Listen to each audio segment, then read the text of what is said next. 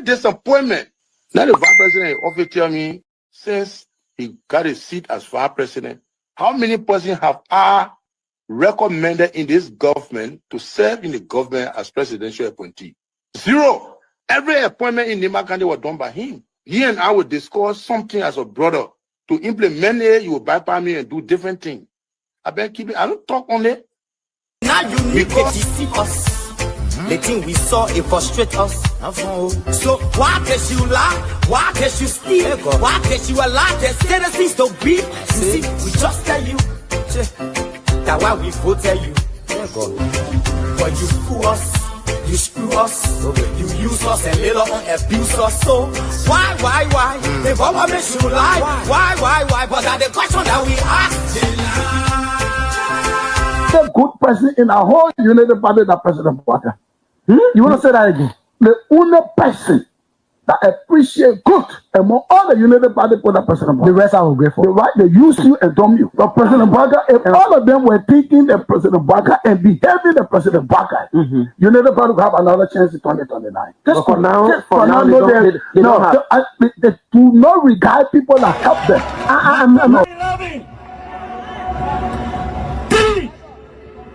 Of our soldiers were executed on this party ground. 2 at the back and 1 right at the headquarters. The man who shot and killed our people today is a darling boy in the Liberian National Police. They brought him back to shoot more guns. Get ready to shoot. Because we challenge the status quo appropriately. Inform that the violence was still any student because of their action. It will be the day the entire Bwaka administration will cut down.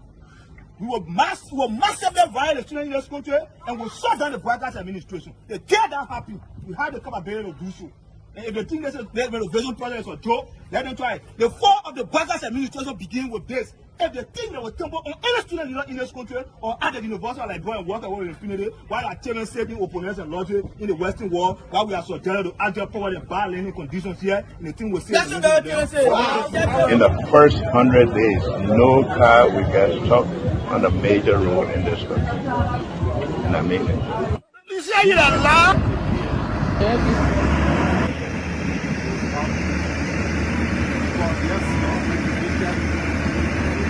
It's going down. First floor. There you have it. That led to decades of war still run deep. But so too does the longing for reconciliation. A reconciliation defined not by political bargaining or by an artificial balance of power by tribe, region, religion, or ethnicity, but by the equality of opportunity and a better future for all Liberians. Bwaka can lie, the government, all the ministers in the government, they can lie. They don't put all hustler, they put a hustler, they lie. Everything they say, they never say the truth. Today, the supporters of His Excellency Joseph Bwaka presents him as a poor man from Lofa, and I said that he will understand the plight of the poor people. Fellow Liberians, do not be fooled. Vice President Bwaka is not poor like you, not even as me. As Vice President, his office received more money from the government budget than any other Vice President has received in Liberia's history. He has enjoyed some of the best and most lucrative government jobs. First of all, there's this, what I call sort of vicious lie about the fact that Mr. Kobe is gay or bring gay lifestyle to Liberia. It's complete bullshit. When people can accuse you of stealing people's money, when they can accuse you of being involved in the war, anything, people don't make up stuff. They don't make up shit.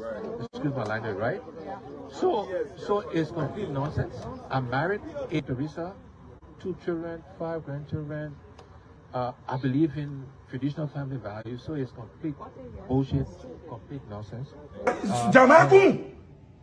Young man, vice president, young man that vice president, the major stole 500,000.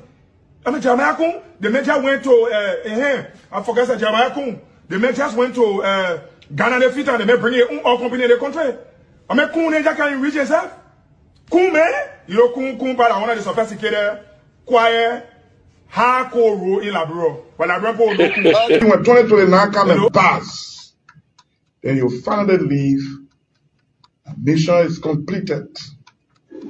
Now, what the rules of engagement? When the war ended, the guy said, the captain, the commander said, mission complete. There wounded out first. All men on board. Everywhere there is no school, I'll put school. And everywhere there is school and school in bad condition, I'll renovate it.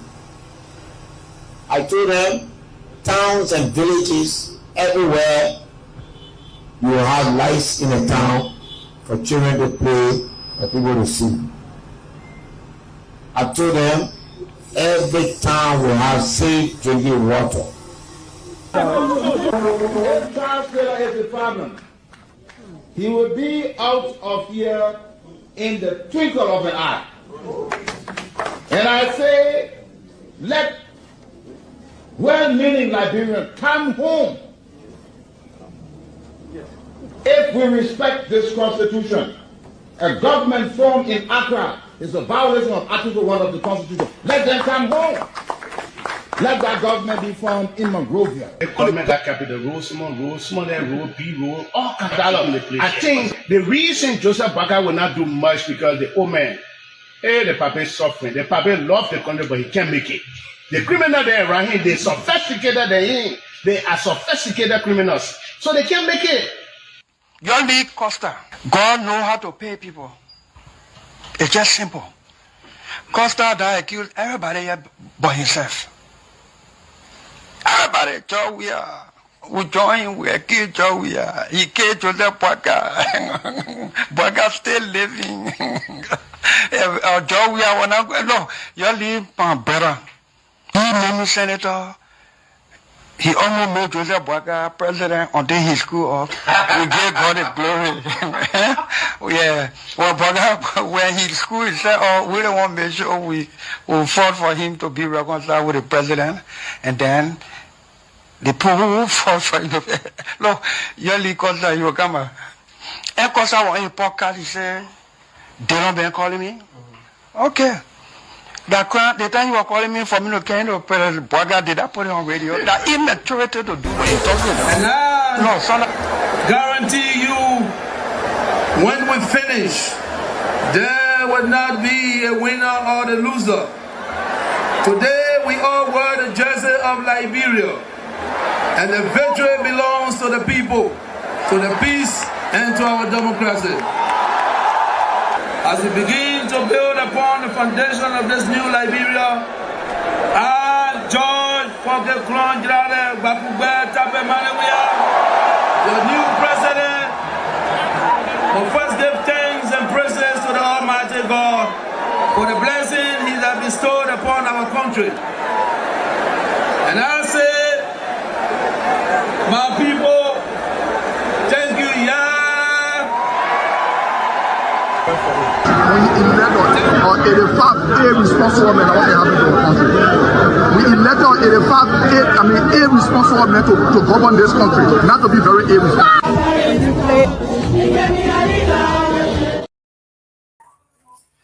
Hello, ladies and gentlemen. Welcome to our Wednesday edition. This is the midweek edition. Today is Wednesday. Yes, the month of March has already left us. Don't let me fool you or anybody else fool you that today we were giving away $500 to everybody who tuned in today. $500 US. That's why we are going to be giving out $500 US to anybody who tuned in to the show today. Everybody that tuned into this show today will be giving $500 US. 500. We're not joking. It's serious money. We make money. We give money away. $500 US we're going to be giving away today. So put your red shoes on and begin to dance. We are going to be giving away money today, $500 US to everybody, not one or two, but to everybody that tuned in today, $500 US. Yes, $500 US. Everybody that tuned in today going to be getting $500 US. You can take that to the bank. And Garguah are going to pay you. But on a serious note, we want to extend our greetings to our Jewish brothers today. Today is the Holy Passover. In this Holy Week for our Jewish brothers and sisters and our Christian brothers and sisters, we look forward to Friday being Good Friday. And then Sunday will be Easter Sunday. So those of you that go to church once a year on Easter, this is your chance. Don't miss it. Friday will be Good Friday. So you got to do some good. Dr. Peabody is going to be here. He is the authority on the scripture. So he's going to come out here and explain to us why Friday will be Good Friday. If Good Friday is this Friday, then what is Thursday? Bad Thursday? So Dr. Peabody is going to be here to explain in detail what these days mean to us. Last week, we were here talking about Eid Mubarak. This week, we are here talking about Hanukkah, Passover, Ash Wednesday. I missed my Ash Wednesday last Wednesday. I missed that. So I guess I got to go and explain to my pastor why I didn't go have the ash on my face. I just forgot. It doesn't mean I don't have faith or that I'm not loyal to my church or my faith. Just forgot. But I'm going to do the best I can to be good on Good Friday and be in church on Sunday. As a steward, member of the steward board, I have to be in church on Easter Sunday. Encourage all my family to go to church on Easter Sunday. Even the girls that are on campus, they have to go to any church on Sunday. And to our brothers and sisters at the synagogue, we say happy Passover. I guess it began today. But let's get going on international issues. You know, I'm a Floridian, and I'm quite excited to see from the Kennedy Space Center, we are about to go closer to the moon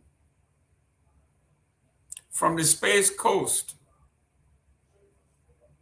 As a Floridian, I am proud that we have begun the initial step to putting people back on the moon. Excellent work.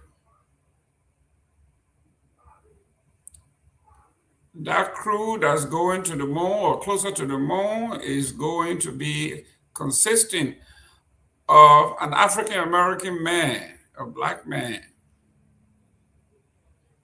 a talented and gifted woman,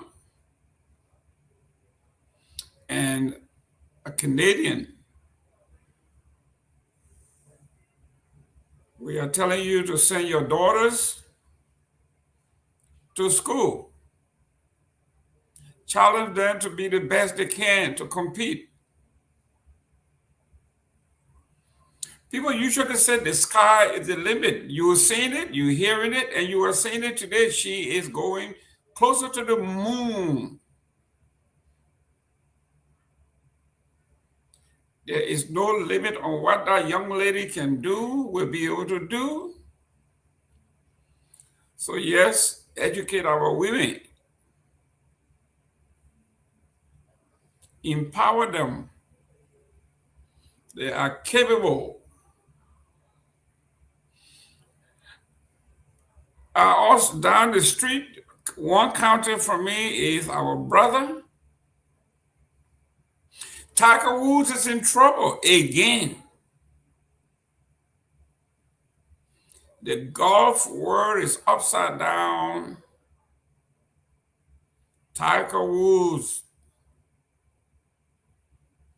has been in trouble several times. With all the money he has, you think he will hire his own driver to drive him around while he's drunk or on drugs. I guess he sees himself as a Superman.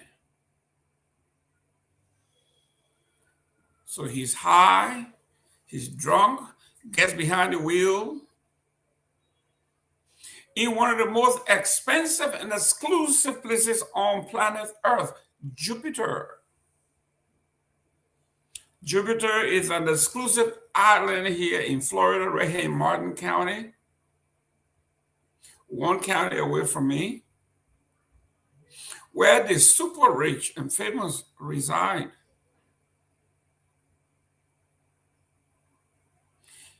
The danger of driving drunk and intoxicated is that you are a harm not only to yourself, but to everybody else. Luckily for mankind, Tiger Woods was by himself driving and flipped his car. If anybody else was on the highway or on the road, they would have been in danger. And this is what always happens to freaks.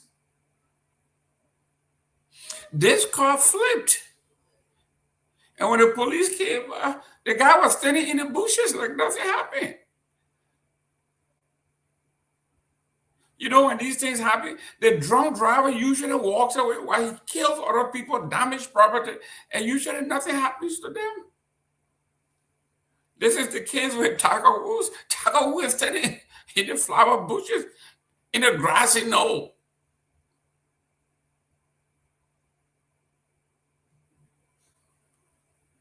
Substance abuse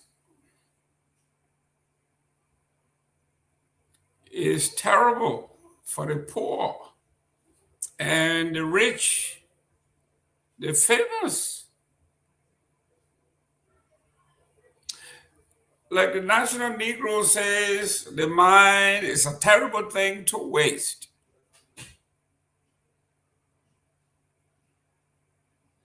Do not overthink, thinking that you can do it. Even though your eyes are glassy, the roads, the lane gets to be double in your sight. You think you got this under control. Where the sign says 30 miles an hour, he's doing about 80 miles an hour.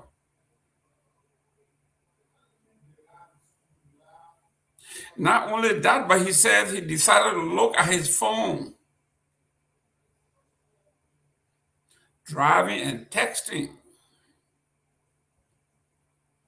How reckless could you be? You are drunk, you are high, you are speeding, and then you are driving and texting. That is being reckless. Tiger Woods needs to lose his license. He needs to spend some time in jail. Maybe that will sober him up.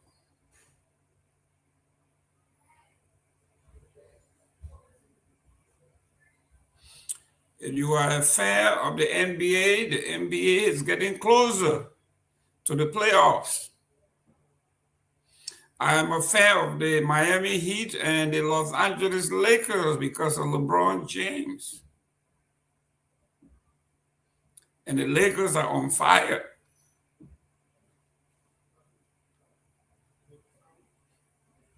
We are also going to be looking at the World Cup.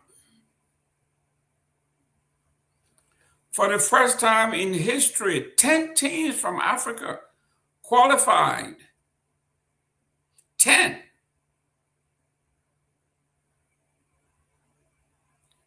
teams from Africa qualified for the World Cup in June. And as of this morning, FIFA has completed the fixture. And it reads thus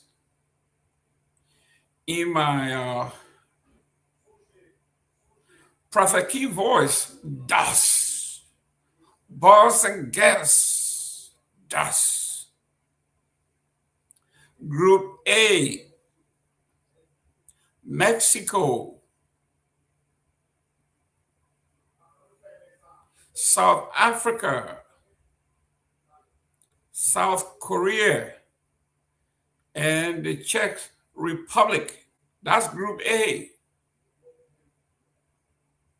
Then we go to Group B, Canada, Bosnia, Qatar, and Switzerland. In Group C, Brazil, Morocco, Haiti, and Scotland. Group D, as in David, the USA, Paraguay, Australia, and Turkey. Group E, Germany, Curacao, Ivory Coast, and Ecuador. Group F, Netherlands, Japan, Sweden, and Tunisia. Group G, Belgium, Egypt, Iran, and New Zealand.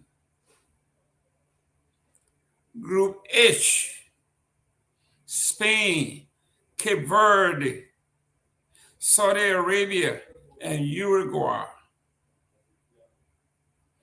Group I, as in Isaac, France, Senegal, Iraq, and Norway.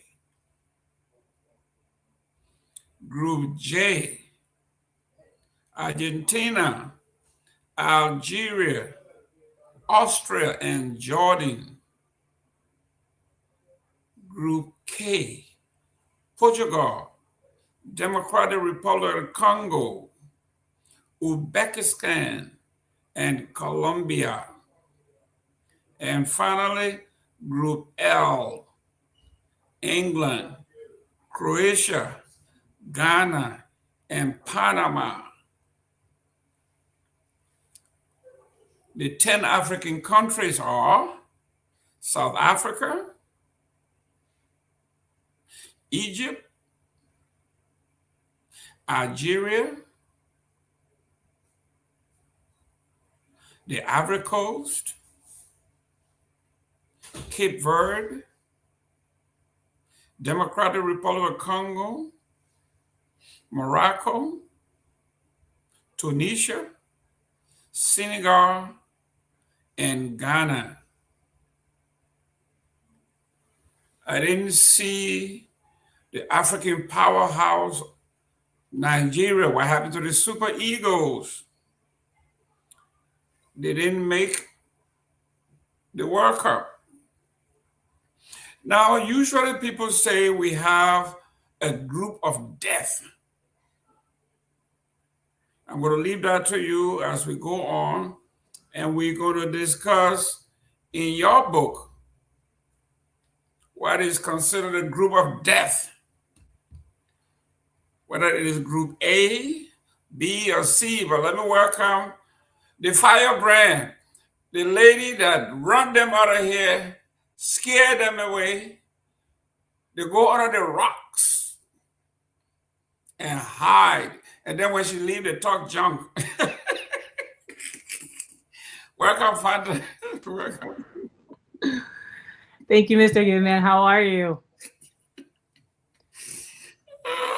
No. I'm chewing that bone. Why did I? Well, welcome to the show. Some great things happening around the world. What's on your mind?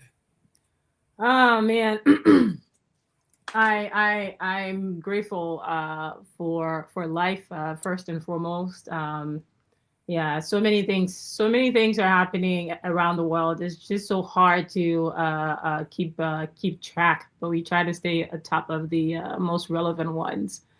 Just to quickly mention, because I was thinking about this after the call yesterday, the justification or trying to make it seem as if to say my mention that Liberia, out of the 12,000 road networks, only has 550 kilometers paved versus the 1,000 that the minister mentioned, compared to his 14,000 paved or 14,000 road network. The point I was trying to make is that it's still under 10%. Yep. It's under 10%. 550, 1,000. We are nearly 200 years old. No, we are 1822. We are 204 years old. 204. I was trying to be generous with the 1847. Yeah, I won't go with 1847. We were there before 1847. What happened to 1822 all the way to 1847? What were you doing? Exactly. So I mean, like, so for all those who were so in their feelings about, oh, you said 500 and he says 1,000. If we have 14,000 road network and we only have 1,000 paved, it's still less than 10%. Like, and then when you convert it into miles, yeah, okay, it's only 750 miles. It's only 750 miles. I don't know why they keep, when they use the kilometer, right? It inflates it, right? It's like giving somebody $10 US. Then you instead of say I give you $10, you say I give you 15,000. Liberty. Like you have done something great. It's the same amount, in fact, less. So you should be ashamed of yourself. So here we are 202 years later, 204 years later, we are talking about roads in our capital, in Monserrado. I'm not even talking outside of I'm talking about the Republic of Monserrado, because it's usually the Republic of Monrovia. Anything outside of Monrovia, they don't care. And still in Monrovia itself, it is embarrassing, but folks come with their talking points and they try to gloss over everything else as though nobody knows. I was just there in February in Liberia, and I'm driving around with other foreign nationals, and they're making fun of us. Yeah. From the heap of trash to the potholes, and Mr. Nagbe said yesterday, no potholes in Florida or Pennsylvania cannot compare. Can you imagine the folks that will come over here and say, even the great United States has potholes? Right? Can you imagine? But that's Liberia for you, and for those of us who. Like me, I am not an optimist when it comes to Liberia because the evidence is overwhelming that we have underperformed, and at least you got to give the public work minister. He says I think he says, I admit we have not done well. And I'm not satisfied with our performance. He admitted that. So that says it all. So for those who want us to come out here and sugarcoat things, we are 204 years old. We are still talking about trash in the streets. We are talking about public defecation. I mean, how low can you get? And you want me to come out here and say what? Yeah, even if we forget about all the political talks, right? Let's just talk about the social issues, right? Let's just talk about the social issues. Let's just talk about our communities. Let's talk about our day-to-day lives.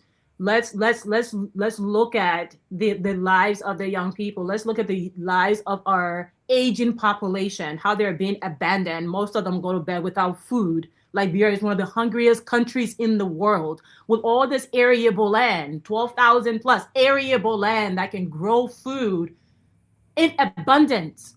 You have all these agriculture programs, yet you have the Ministry of Agriculture doing absolutely nothing. And you have these private farmers who are desperately trying to foster an agro industry with their own little dimes. And I really applaud them. I know one of them is like James Colley, and then you have the president of the Rice Association. His name is Mohammed Kamara. And you have, I just saw recently on Facebook, a guy by the name of, I think, Dukle.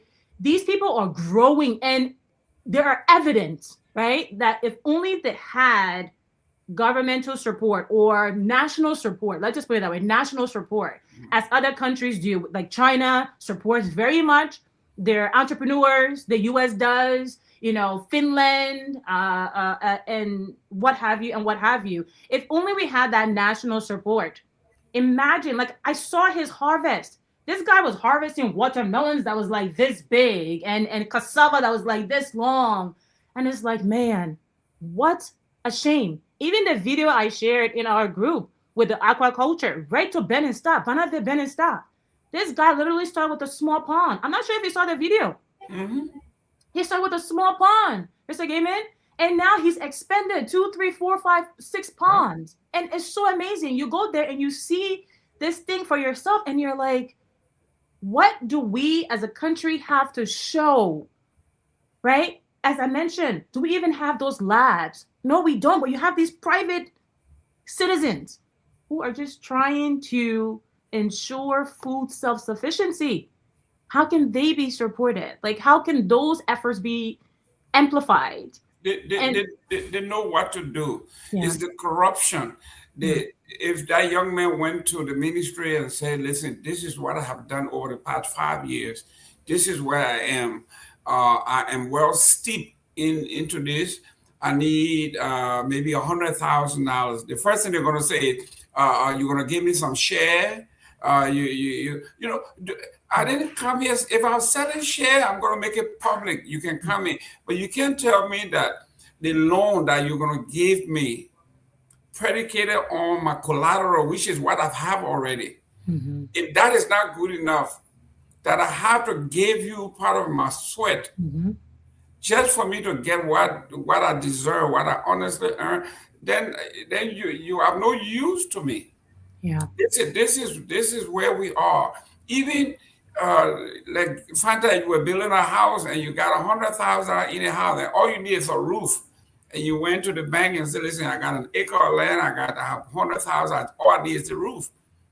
You take a loan. They want to tell you, "Okay, you got only 6 months to pay 100% back." If I knew money was coming in 6 months, I won't be coming here to you. Yeah. But this is where we are. But we got some issues in Liberia. We've been talking about some great things around the country, around the world. We're talking about soccer. FIFA has come up with a fixture. We are glad Africa had 10 countries in the World Cup for the first time. That's great. The great Nigeria never made it, but Cape Verde did. So that's great news. We also have, for the first time in a very long time, the U.S. is returning to the moon, and the woman is leading the way. And I was so excited to see this young woman, smart, intelligent, qualified, going to the moon with two or three men. One is an African American, and I'm looking at this and I'm saying, if you have a daughter and you don't send her to school, mm-hmm. whoever you are committing a crime. Is a sin against yourself. Mm-hmm. Because they are between 50 and 53% of the world population. You can't keep them down. Mm-hmm. They are rational. They think things through 3-4 times before they make decisions, or 9 out of 10 times. They will get it right because they have done it all from time immemorial. Without women, there will be no earth. So that's great news. I think we got to give it out to the women and our girls that are into the STEM program. We have to continue to encourage them because they are out competing our men. Yeah. STEM, just hearing you mention that is truly the future. And you only have to just quickly, like with the World Cup, Nigeria didn't make it because Tinubu is the worst leader Nigeria ever saw. So I don't expect Nigeria to make it into anything. I'm still surprised that there is still Africa's largest economy. I'm telling you, and it's probably because of Dangote. Dangote is like trying to like keep this country afloat. Then you have this shut Nagbe Pape just destroying everything. He just needs to disappear. He said he's 70 years old. Oh my God! All like them, like Tinubu, Bweka, and what's his name in Bia in Cameroon. They all just need to go sit on the farm. Let it allow from some fresh blood into leadership. Please, like we have to transform our continent, man. And these people are just keeping us. They're being gatekeepers, right? Keeping the keys and tying it like in their lapas, and it's like we're gonna steal those keys. Like, just FYI.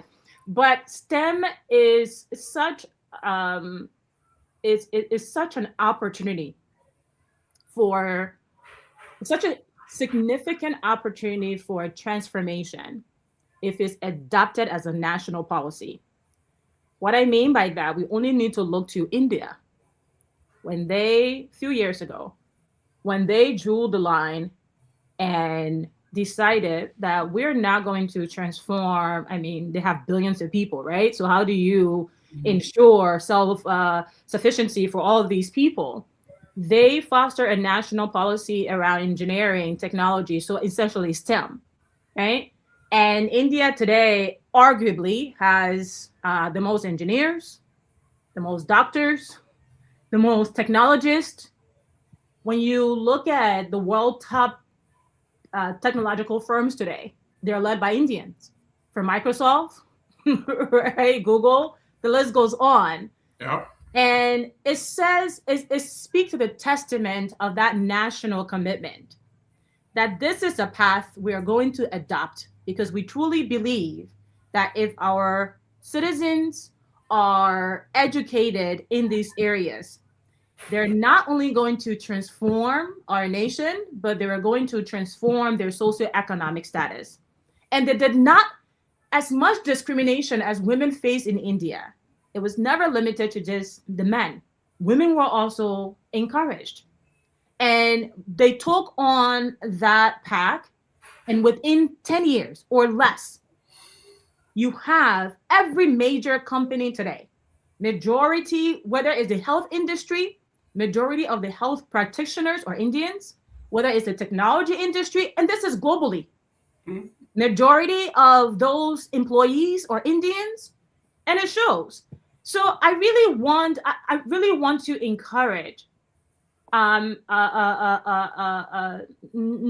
for this to be adopted on the party line, but STEM be a national consideration for true transformation, for true economic viability, especially with a population that is majority youth. A few years ago, my younger sister came to me and she was like, "Oh, I'm gonna do political science." I'm like, "What? No, you're going into IT and you're gonna do cybersecurity." Yeah. And she had never engaged with computers at that level, but because of that guidance, she is going to be a fantastic cybersecurity technologist, and she loves it. My younger brother, the same thing, came to me and he was at LU. He was at LU studying. And when I went home, I was like, "What are you doing?" And he's like, "Oh, I have 2 more years to graduate." I'm like, "You're going to start over. You're doing cybersecurity." And he loved it. He loved it. Now he's in the Middle East doing extremely well. And every youth that I meet, I encourage them. I don't want to hear about your business degree. I don't want to hear about your political science, because we have ingrained in our population and our youth that the only path to success is government. We have to break that. And to break that, we have to leverage technology and STEM. And so whoever you know, please, even if you're studying business, political science, and all of the other nonsense degrees, as I call them, the other rich people degrees, because we're not rich people. Like everything else is rich people degree. You have AI for that. Get into STEM if you're truly serious about transforming your socioeconomic status. Well, ladies and gentlemen, I have to be ahead of this group because my nephew, Abraham Barr, that's the fuller side of me, my brother's son. Look at you. So you're truly like multinational. Yes. When he graduated from Cathedral, I told him I said you are going to Stella Marie's and you're going to do engineering, any kind of engineering. He called me back. He said, I want to do electrical engineering and minor in computer science. I said, that's heavy. So we went to the school. It took us 6 years. I said, no problem. So for 6 years, I sponsored our kid that he graduated 2 years ago, top of his class. Computer, he has an electrical engineering degree and certified Cisco. These are young folks. We used to laugh at, all you want to do is, stay on your PlayStation and do. Now those things are coming to fruition that yes, it actually steer them into technology. And then my niece, my brother's youngest daughter, she is at the Blue Crest and she's doing cybersecurity. Okay, so I was ahead of the curve, Good job. Putting them into the tech and don't go into no sociology and political science. You can do that as a pet project. You can do it, but it wouldn't be your way to self-sufficiency. So STEM is good. While we are that, let me bring us to this, and it really caught my eye when it came across the screen. About a year ago, there was a brand new school bill by the World Bank that the president went to unveil, and they did this big thing. I think it was in Bond County, $1.6 million school model. Now there's a salary crisis threatening government $1.6 million model school. What happened to the vision? Teachers begin to go slow. There's no pay. There's no salary for these teachers. What was once unveiled as a flagship symbol of education reform in Liberia is now confronting a sobering reality. Less than a year after its commission, the $1.6 million Banga Senior Secondary School, one of the government model institutions, has been plunged into crisis, with unpaid teacher salary triggering a prolonged go-slow that has effectively paralyzed learning in the entire school system. This is unbelievable. Look at this school. Yeah. This school is the high-tech modern school that will be $1.6 million they spent. Not us, the World Bank spent on our behalf.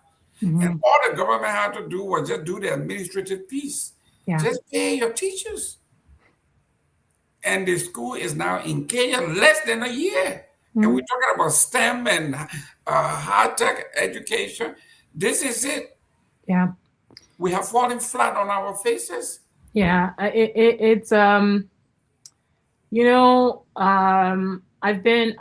spent a lot of time in Liberia, and as I said, sometimes I'm there twice a year, and I spend months on end.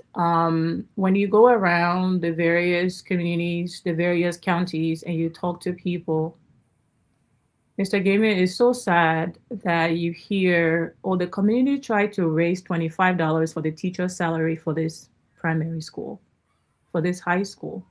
And they raised it for the first month, and they raised it for the second month, and they just couldn't afford it anymore. $25. $25. You go to communities, and this is just an hour outside of Monrovia, 2 hours outside of Monrovia, 3 hours, less than 7 hours outside of Monrovia. You go to communities and you see children are still sitting on mud blocks. Mud blocks. You have one teacher to sometimes an entire school of 100 students. Sometimes, if you're lucky, you have two teachers to 250, 300 students. And you hear that teacher salaries are not consistent. They are not frequent. And sometimes teachers have to drop because they themselves too have their family. You're talking about 1 or 2 teachers to 200-300 students. And all they're asking for in terms of salary compensation is $25.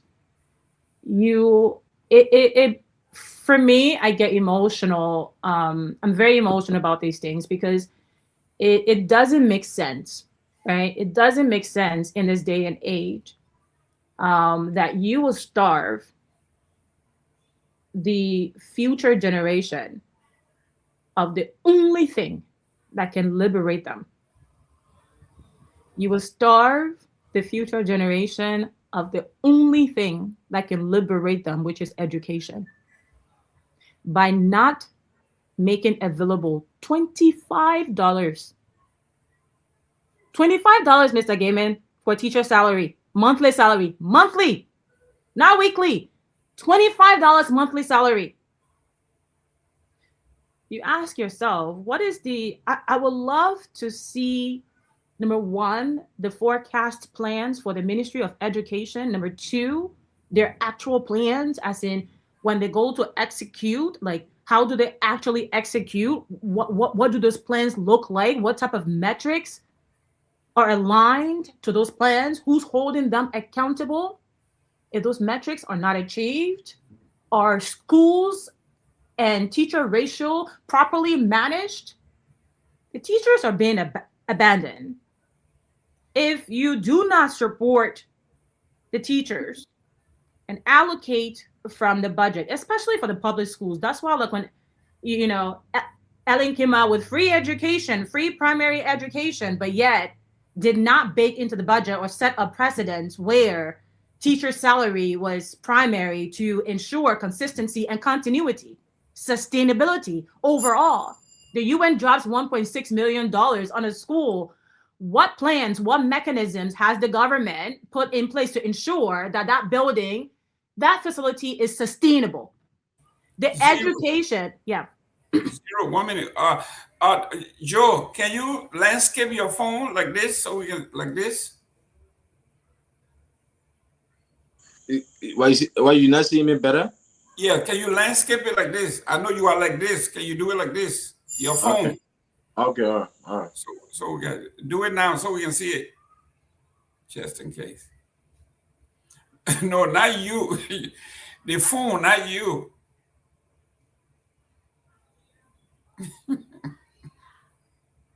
Are you on the computer or are you on your phone? No, I'm on the computer because I have a whole setup here. So to do it, I have to like pull off the monitor, everything. Oh, okay, that's fine. So Cully, Sally, welcome to the show.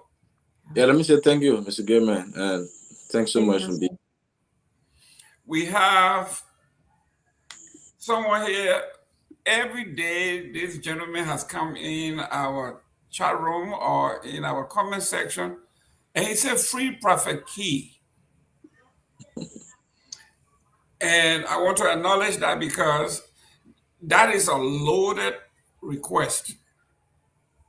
And we'll continue to discuss that. Prophet Key does not belong in prison, but that's another story. Welcome to the show, young man.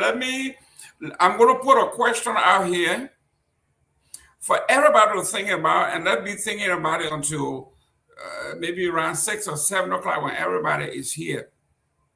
For those of you who were not born in 1980, the coup Master Sergeant Samuel Doe overthrew the President of the Republic of Liberia, William R. Talbot Jr., and executed 13 of his cabinet members.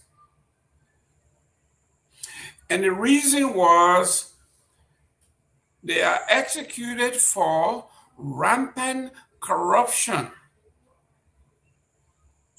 human rights abuse, basically pillaging the coffer of the nation. If Doe were to come back today, 2026,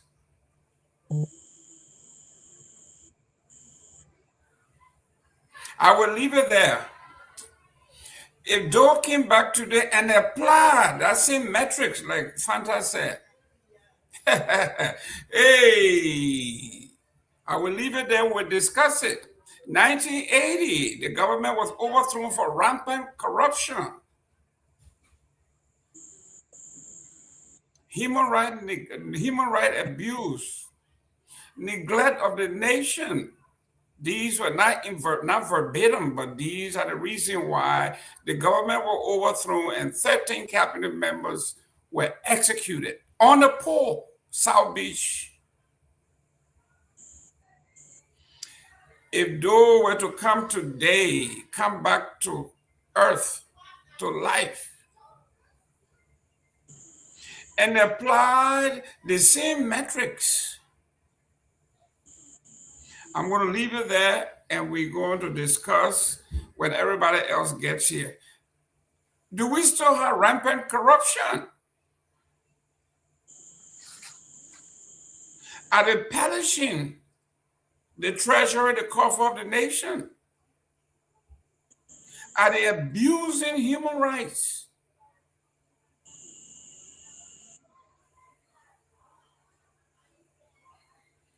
We're going to discuss. It's a little teaser. Think about it. What has changed? Has it gotten worse? A minister that was making $1,000 a month was executed.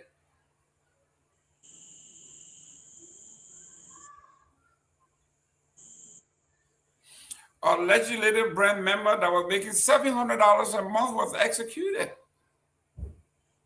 Now we have that same position making $20,000 gross. Some will say we bring home $9,000, we bring home $7,500. And yes, they are underperforming, grotesque. We will discuss, we'll compare and contrast. If Doe were to come back and apply the same metrics, what will you say? So let me welcome a few folks here. Nora Hawks, welcome. Emmanuel Bro, welcome. Flex Electronics, thank you very much. We have Joe Walakende, thank you very much. We got Sayed Gamkadu. He said Joseph Waka is the best president of all time.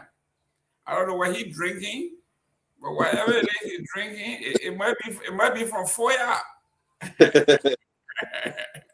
Let me welcome Honorable Mozart Dennis, Wookie Dennis, Nora Hawks, you Jill, all of you guys who are tuning in, James Cully Galapai, young progressive, owns a very big farm in Lofa County. He's one of the oldest owner of Hugh Farm, but he's only 30-something. Yeah, James is fantastic. He's doing so well. He's doing so well. Shout out to James. Yep. Let me welcome Victor Nagbe. Victor, welcome to the show.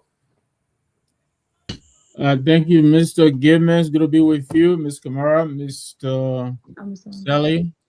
Thank you all for holding it down. It's good to be with you. I've been following a little bit from the back. Let me say welcome to our audience as well.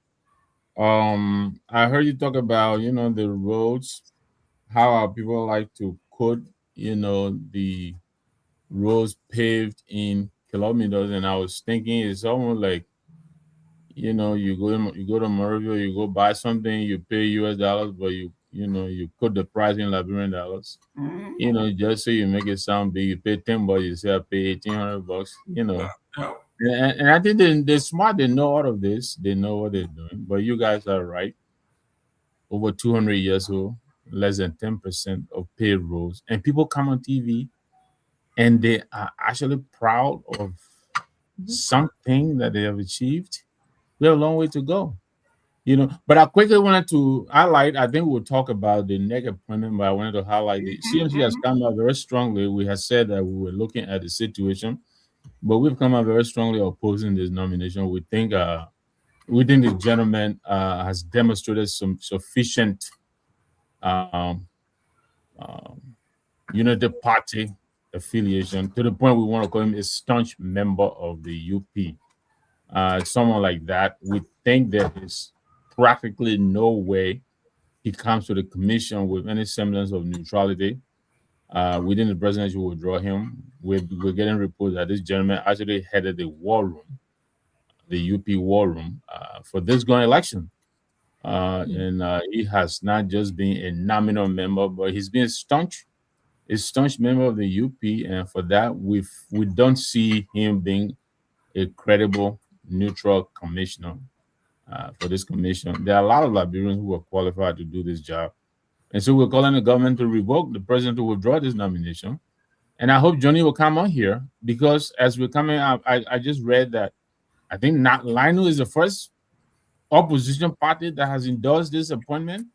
When we pointed out here that this widow. There you go. Breaks rank. We got a queue. Don't So worry. I don't want to get ahead of myself.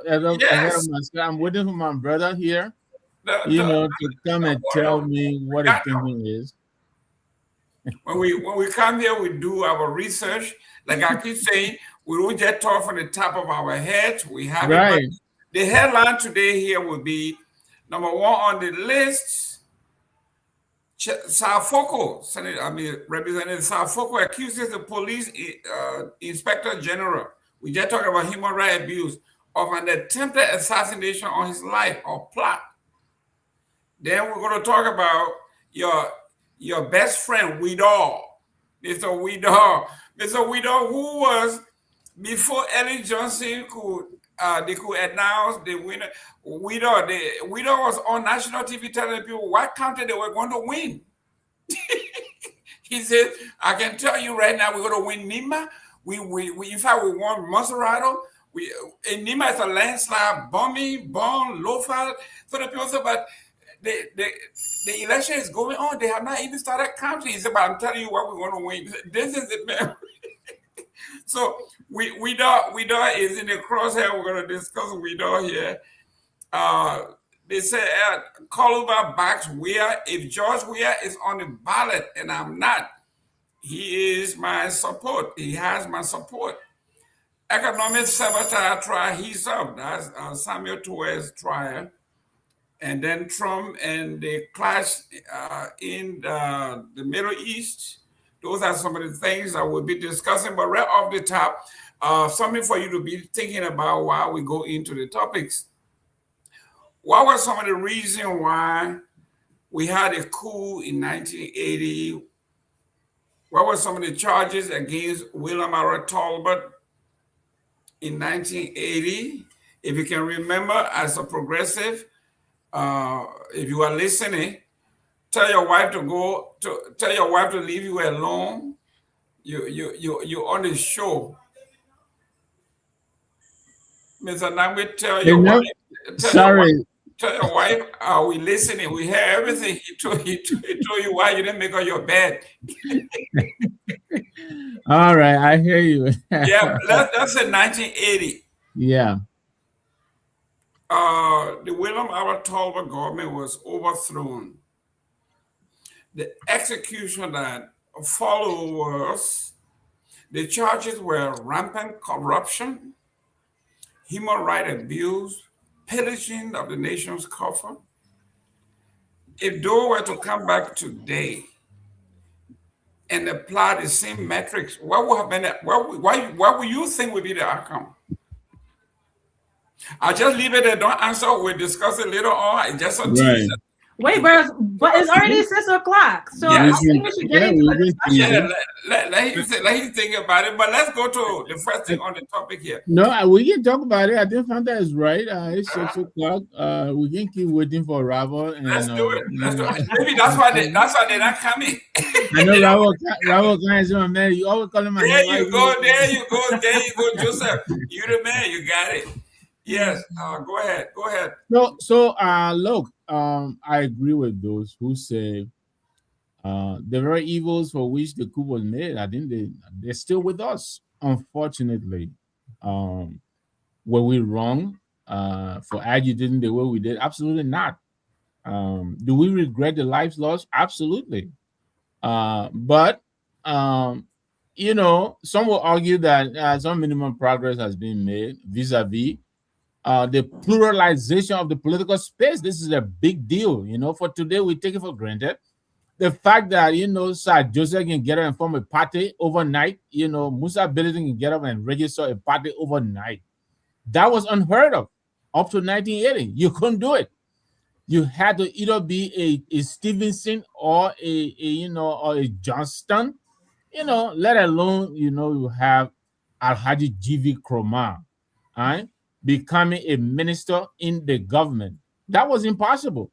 So we're not taking that for granted, and we think that's big. But there are other, you know, ills that still plague, you know, the society. The corruption is still rampant. You know, favoritism is still rampant. You know, nepotism is still here with us. You know, and so yes, if Doe came back, he would probably be justified to attempt another coup, because right now the same reasons for which he made a coup are still here with us. You know, people are spending government money like it is their daddy's farm their own. You know, President Bouaka getting $1 million, over $1 million in security vehicle. For what? For what? This is a man who walked from Lofa. What does he know about a vehicle? And this is not a knock on the president, but it's as if people come into the presidency with some kind of expectation. They have to enrich myself. Give me 6 or 12 years. Let me do my thing. Then I will leave you alone. That is not what we agitated for. It is very unfortunate, but yes, most of these conditions are still with us today. Now, there are those who will argue that, you know, since 1980, the native people, you know, heck no.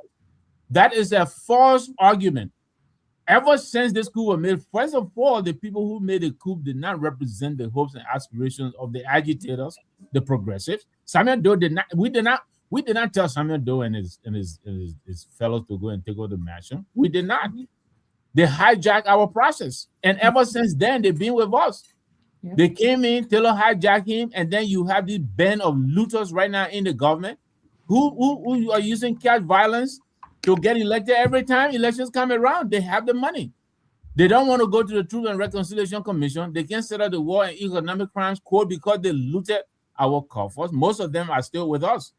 And so, yes, those people who really agitated for the coup, some of them have been in government, but the majority have been on the sidelines. And now, you know, yes, today there are some of us in government now, and this is what frustrates some of us.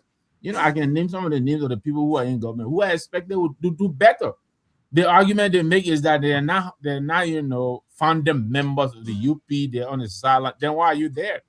If you're not there to make an impact, then get out.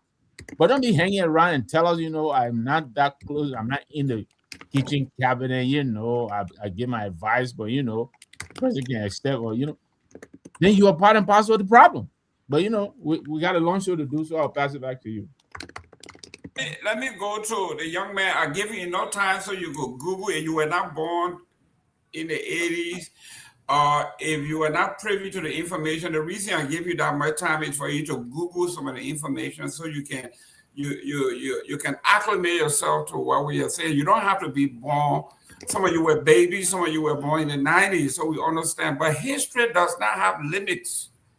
You can go all the way back to 1822 and read and know much about it. So, Mr. Sally, let's talk about where this country turned. The reason there was a coup, we named those reasons. If you have researched it, you will find out it was rampant corruption, nepotism, favoritism, human rights abuse, pillaging. Those were the accusations against those folks. Today, it has even gotten worse. If Dopoh were to rise from his grave today, don't you think he would say we need to do a repeat of the coup? Yeah, I think there will be another coup from Samuel Dopoh if he was going to be alive today, because most of the things that he was against, these are people who still doing it. And I've sat around people who were around him, like Dr. Famula. I've always when in the country, like I'm always around him. And one of the things Famula always used to say, and he continued to say, that that those men that were killed on the pole, they were not charged. It was just out of the mind of President Dopoh that they were corrupt. They had certain scandal, and most of the time when people were around him and try to pose some of these questions to him, they themselves from the progressive, they were not in favor of the coup, even though you had other people who were around, the late President Dopoh, who was in favor of it. But from their own standpoint, from the progressive, like the Emma Sawyer, the family, they were not in favor of these men being put on the pole and lost in their lives. But yes, you still have the issue of stealing, people still doing all these things that the former president was against. And even Manasseh Leaf, right? She even during her own tenure, like she even tried to talk on some of these things on the issue of corruption. You had the former president George Weah. Everybody saw some of these things that his government was doing, and you had somebody who have more than 30 plus years in government, who people continue to be so boastful of, that he have served. He don't have no scandal on him on the issue of corruption, but yet we are still seeing some of these things. Yet, bear in mind, you will have folks from the UP who will say, "Oh, the president has suspended a lot of people." Yes, they have been suspended, but we are not seeing some of these cases, some of these individuals, in prison, for their act, they have committed. But we still see the issue of corruption, is still around. Yeah. Well, let me work on Dr. Peabody. Dr. Peabody, we are off track a little bit, but it came to me while I was on my way. I don't want to sound like no Ghanaian preacher and say God told me something or I saw a vision. But it dawned upon me when I looked today. My own good friend, our friend, Dr. Moniba, that have been on this show, that's supposed to be the poster child of the next generation, to break rank with us, to endorse Mr. Weedall for NDC chair amid the independence concern, amidst the corruption, amidst the vileness of this guy, the audacity to call election before votes are even counted as a commissioner. For Lenu to break with what everybody else is saying, that this guy is terrible, for him to endorse this man. I know some of you say, some of you guys are so pessimistic, but tell me, where can I find hope that the future is brighter than our past? And I hope that Johnny can come out and defend this thing. Dr. Peabody. Good to see everybody here today on this Wednesday's edition of the Closing Argument. Look, let me say this. When it comes to Liberia and the Senate, who should be grilling this guy to see if he's actually qualified? Unfortunately, he's going to pass the Senate. He's going to be the next commissioner of the Election Commission. He's going to be the commissioner. I don't care where people we go up, we come down. But yeah, is it? It's about Liberia. It's about how you close to your friend. It's like, I got my friend. When it comes, I'll back my friend. I think this guy may have had some relationship with Dr. Moniba. I may have worked with Dr. Moniba before.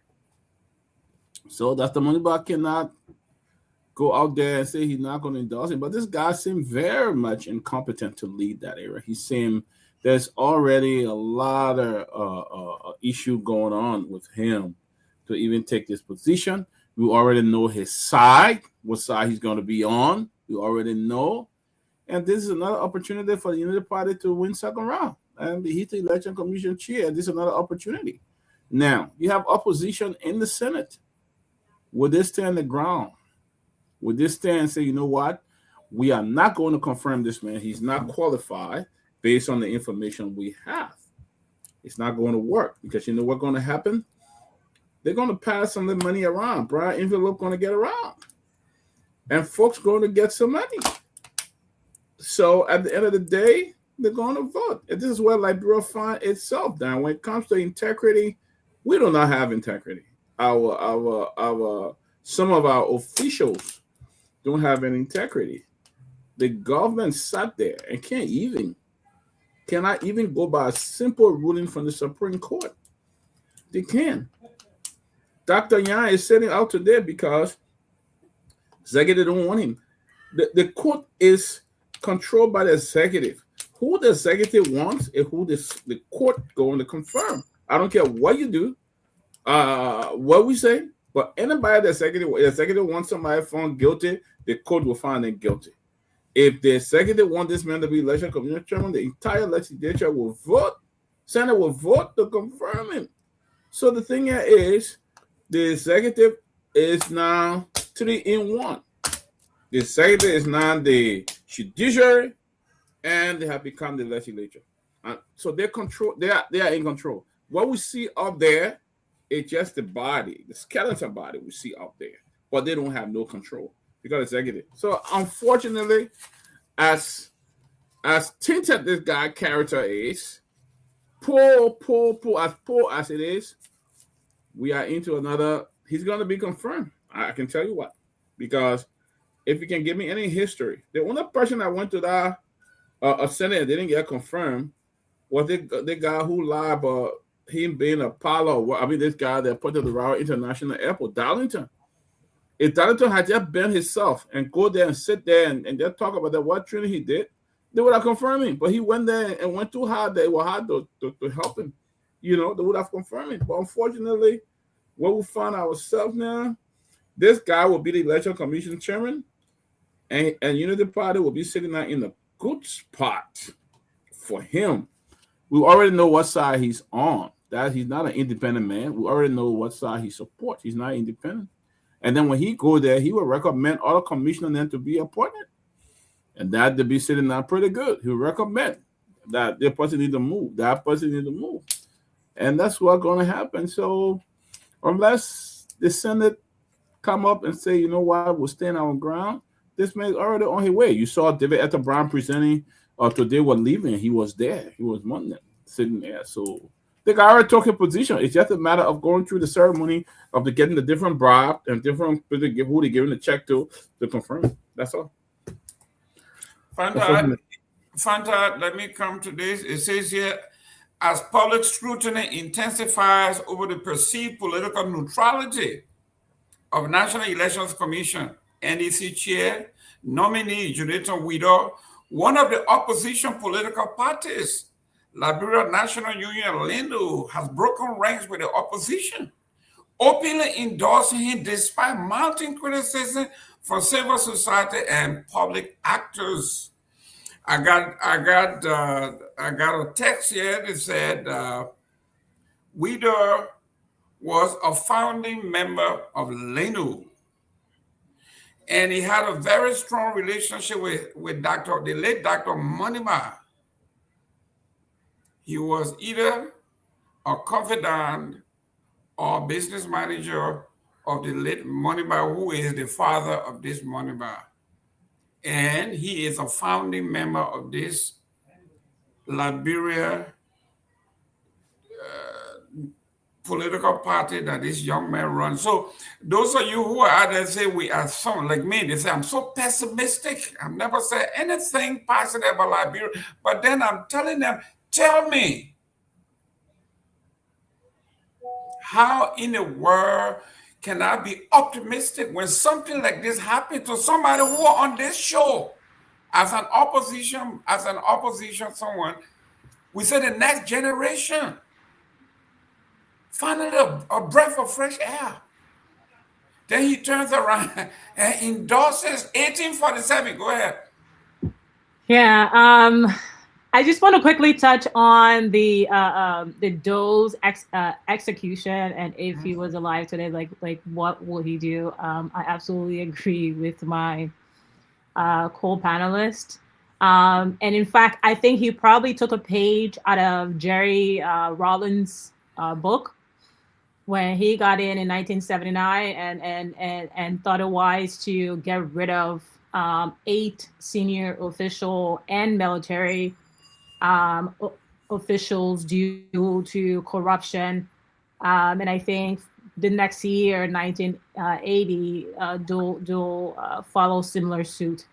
And when it's interesting because when you look at Ghana today and what that Jerry Rawlings transformation meant and what it looks like today, versus you look at Doe's action in the 1980s and fast forward to today, the progress that came out of that, because Jerry Rawlings took Ghana into the democratic era, right? Or we can say the era of democracy. And this 1980 coup was supposed to serve the same purpose, universal rights for both the common man and the quote unquote elites. But the comparison is so, there's such a stark difference. You have, while Ghana's coup revived their country, empowered their people, actually propelled them into, we can't call it 100% democracy, but some type of elevation that we can see physically today in the growth of their economy and the welfare and socioeconomic status of their people. You compare that to Liberia, and it's as if we have regressed, even way beyond prior to 1980, like those actions that they were executed for, is as if their children and their grandchildren came back and doubled down and tripled down. And so Liberia has found itself in a pit of hell. And it's evident, right? You mentioned Linu and Dr. Maniba supporting a man who has widely been criticized for being a non-neutral party to the UP. This is a son of a former government official. Again, the sons and the grandsons, instead of learning, they come back and they double down. And it's despicable. It is disgraceful. And Dr. Maniba should be ashamed of himself. Because when we talk about the future of Liberia, and you talk about youth leadership, and you talk about people in their 40s, but these people, let's not forget that these people once worked for Ellen. And it's as if everyone who has worked for Ellen and is associated with Ellen also worked for Doe. Ellen was also around when the execution happened for the purpose for which it happened. She condemned Charles Taylor, even condemned Doe at the time for doing it, for nepotism, corruption, condemns, supports Charles Taylor, then condemns him when it's convenient, and supposed to be this bright new shining armor, beaming lights for Liberia, comes in and doubles down. I hope you're seeing the pattern here, Mr. Gayman. Jerry Rawlings took this bold move to transform Ghana. Rights for all people.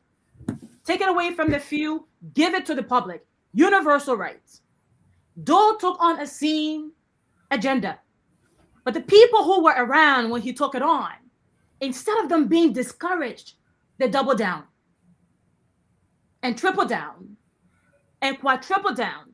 So you have Ellen coming in as being the new beam. She tripled down. Then you have her sons being involved in nepotism and corruption. Then you have even the extension, like the money bus, that we're supposed to look to say, oh, he's a youth future leader. He's doubling down. What does that say about these people? They're cowards. Dr. Moneyba is a coward. I would love for him to come here and rebuttal that. But you're a coward. 1 minute you're criticizing Bwaka, $1.2 billion budget, and how you're making all these statements, and Bwaka shouldn't do this, and Bwaka shouldn't do that. And the next minute, you're in his pockets. If you want a job from Bwaka, just work for this government. Go get a job, because maybe you're jobless. Go get a job. It is people like you who fool the youth and manipulate it. And this is why, for this hits home for me. I'm a bit angry about this. And so for those who cannot understand my passion like about this, you need to go and find a seat and just put yourself in a closet and sit there.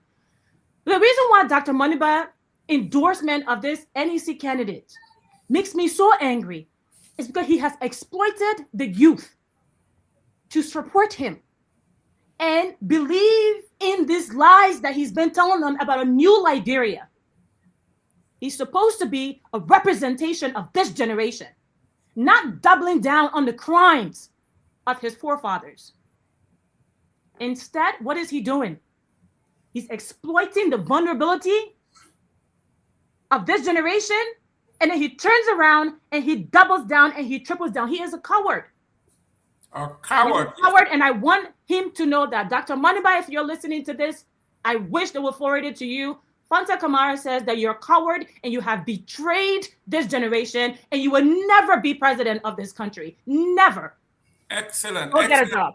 Johnny, if you are listening, we want you to come on here and come and defend this monstrosity, according to me. I'm a Bassa man, so I'm speaking big book.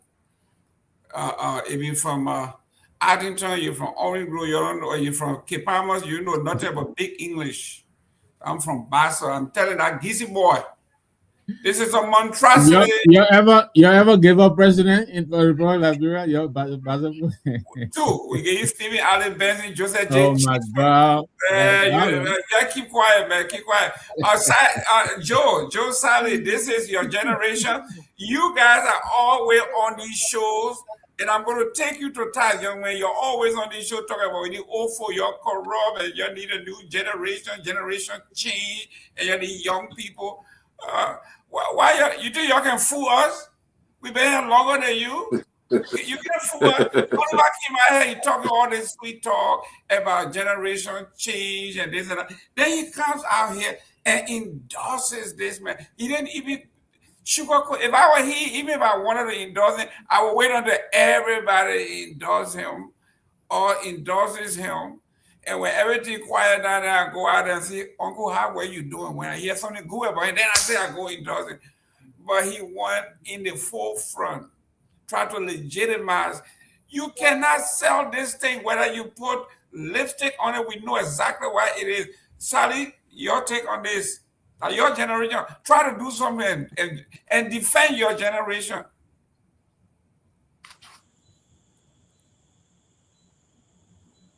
Hello, you hear me? Yeah, we can hear you now. Go ahead. Defend your generation. Okay. Okay. So yeah, is it right? There are many conversations on the appointment of Mr. Jonathan Wheeler, okay. But from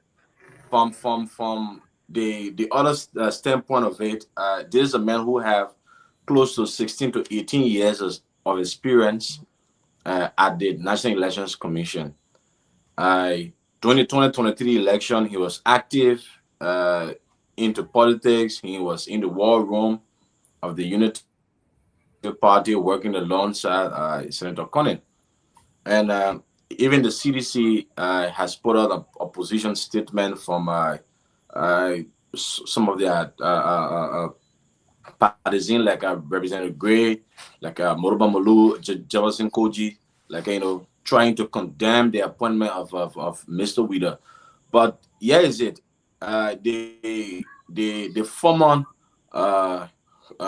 the former commissioner who served during Ellen Johnson Sirleaf latter part of her tenure, Kokoya, he once upon a time ran on the United Party ticket in Bombing, but still he was appointed as chair for the National Elections Commission. So, and there are a lot of people who coming up to say yes, to see somebody who will be neutral, it will be so impossible, because we are all we are all interrelated. You have people, some of them will not wear the t-shirt, some of them will not wear the beret, but deep down in their hearts, they can go out there and vote for people. Like they will have a conversation with some of these political leaders from behind the scene. So the same way of Mr. Witter, yeah, you cannot neglect the fact that this man, come with 16 to 18 years of experience, within the service, and seeing Dr. Monuba endorsing him from his party standpoint. Yes, like today somebody called me. Somebody wanted to put a short piece on the page, and the person called me, but I told the person to refine most of that statement because it was too hard. And the person told me that Mr. Witter, once upon a time, works in the office of the late vice president, who is Dr. Clara Monuba's father. He was working in his office before. So, it's not a strange thing. And there are a lot of people who have said it. Even today, you had Gray was saying it. So, it's not a strange thing to see Clarence coming up, supporting Mr. Witter. So, it's all part of the politics. Yes, you have people who have mixed view, but one thing that we shouldn't neglect here is this is a man who come with the position, and he have bulk of experience, especially in election, working before at the National Elections Commission, and coming back with his experience. Yeah, there are a lot of people who still feel like that. I have one question. I was just about to say, Victor Nagbe, there goes that experience again from 42 years, we go to 80 years. Yeah. Just really quickly, before you get to Mr. Nagbe, just let him land. Go ahead, go ahead, Mr. Sally. I know you. Yes. 1 minute. One minute, Joe. Yes. So Victor, I'll start getting your Presso award, so those who wouldn't tie themselves into that, because Joe Sally is struggling here. Go ahead, Joe. I'm going to Presso Factory. I'll be right back. Joe, go ahead, Len. Yeah, so to conclude, there will be a lot of press conferences from political leaders from across. Like Mr. Bedete will come up with his position. We hope to see Mr. Cummings coming up, giving his own position on the appointment of Mr. Witter. So I can close from there for now. So okay. Joe, here real quick, then we'll go to Victor. Go ahead. Joe, you are not representing this generation. You're making all those very bad. Like, what is happening? Like, you supporting Linu? Just say it. Are you loony? But Linu Padetin, just say it. No, but right now, No, I know. In my capacity. No, they ask you as a youth. They ask you as a youth, not journalist. They ask you as a youth. So I think Joe will fall in the category of Julius Jett. Julius Jett has been dismissed from the brotherhood, right? You following the story trending? No. Well, I told you the other day we got a link with our younger, compatriots. There is a story trending in the young community of Sugar Nova. Have you heard the story? No, I kept wondering, what is this Sugar Nova thing? Hey man, Jerome, man, you're not hip, man. I'm really not hip. I'm behind time, my man. So I will come back to the commissioner. Sugar Nova apparently is a Liberian sister who lives with us here in the States, from what I'm following, and the young people are listening. Maybe they will call in. But apparently, Sugar Nova is a sister who lived here and was going out with another brother back home. I think a hairdresser or something. And I think the brother, made some disparaging comments about her and all of that and dumped her basically. So she decided to move on his friend. Not only did she not do that, she went home and gifted him on his birthday. Bought him, I think, an acre of land. Renovated his hairdressing shop and gifted him with $5,000 cash. And he didn't buy the mule, 5 acres and the mule. There you go, the mule. So Sugar Nova has taken over Liberia, and the billboard now being made. Give men what they want. Yes. Give them So mule. Julia Jack apparently came out and said a relationship that is built on such, financial transactional, is not one that I think he's in favor of, something like that. So apparently the brother who met and see, they may want to take sugar from our mouth. They're misrepresenting the brother who. So Joseph here, I think Joseph here is on the verge of being expelled from the brotherhood because I think he's pushing himself in 2 minutes now. He's also on the verge of winning the press war. Okay. So let me say this, Joseph. I heard your argument about the experience. That experience, we've heard that before. Let me ask you this. How do you begin to gain experience? How does experience come about? Don't you start from somewhere to become the most experienced person? Yeah. Exactly. So how the widow guys experience by being appointed somewhere? Why don't we give somebody the opportunity to begin to build their own experience as well? We can't just use people who are experienced. We got to also grow and groom some of our brothers and sisters. There are a lot of competent people to run the elections. Maybe the way they've been running this is not the way to run it. That election commission can be run better than we've seen. So we have to open up and look beyond the horizon and look outside the box. Why is he bringing people who have been working with the commission over and over and over and over? Maybe he needs to bring some of these young, talented AI, IT kids come and put someone. You'll be surprised how much wonder somebody might be able to do to that commission. So that argument about experience, all of that, to me is moot. It's not an argument I will make. Not only that, and let me ask you this. This is, I'm not being personal. Are you from Lofa? But yeah, Sid. Yeah. Okay. Yes, sir.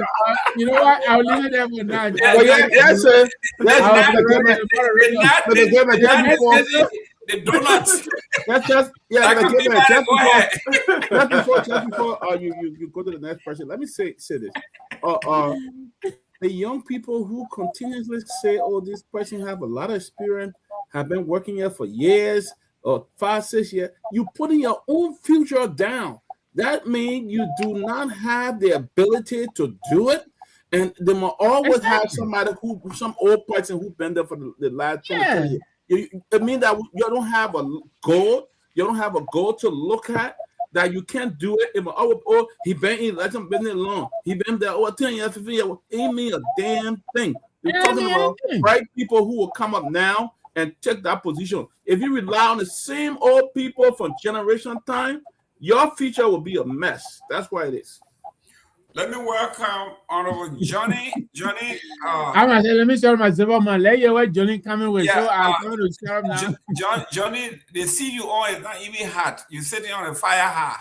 That they call it fire hot. Welcome to the show, Johnny. Thank you, Mr. Gayman, and welcome to our viewers and my fellow panelists. Good evening from where you are. I told you guys the last time Liberia has a loafer problem. Let me bring in Honorable Sylvester Pewee. Sylvester Pewee, I am quite disappointed. Houston, we have a problem. Yep. And it's a loafer problem. Honorable Pewee, I am quite disappointed in my young brother, Honorable Moneyba, who was so impressive here on our show. Most of us have crowned as the juror of the next generation of leaders, potential leaders of our country. Today he came out of the chute. Despite everything that has been said and conversation that's ongoing, he decided to be one of the very first to endorse Mr. Weedall, a gentleman who stood while the vote were being counted and said, Unity Party is winning Nimba. We win Lofa. We win Monserrato. We win Bong. We win Nimba. We win Bombidi. We win Cape Mount. This is the man that the people have picked as a rerun. I'm disappointed, and I'm glad that someday Mr. Moniba is going to come out here, Dr. Moniba is going to come out to defend this monstrosity. Your take on the endorsement, Honorable Pewee. Oh, thank you. Thank you for having me. I've been a little bit very tight, but again, it's right for you to be disappointed sometimes, and you don't have to always be pleased with what one element is indulged into in terms of their own political belief or their political ideological alignment, if you will. But there's nothing absolutely wrong, and those people will be saturated early. And with some parochial way of thinking, we want to believe that Mr. Moniba's decision is wrong, or is this, is that. He did nothing absolutely wrong in this one. Nothing absolutely wrong. Yes, why? And the belief is that we ought to be, if we are constitutionalists or law-abiding citizens, that got the fiduciary responsibility to respect the law and to ensure that the law is respected, we should do things correctly. And it's in that position Mr. Moniba is coming from. Mr. Weeder did not violate any law whatsoever. The President of the Republic of Liberia did not violate any law whatsoever by appointing Mr. Weeder to serve position. Mr. Weeder was a partisan yesterday. Weeder, go ahead. Weeder. Yes, I'm from the region, so I would know the baseline of the name. Would be very fun in terms of the phonics connecting that. I would know it very perfectly. But yes, what I would say, what I'm saying, the laws of the Republic, particularly the election law, Mr. Gayman, and you sometimes, what I would encourage you to do to endeavor into what we call scholarly kind of a research. It's not the kind of a way of researching in a half-baked manner that wouldn't give you the requisite information before coming to say certain things. The laws of the election law of our country is very emphatic.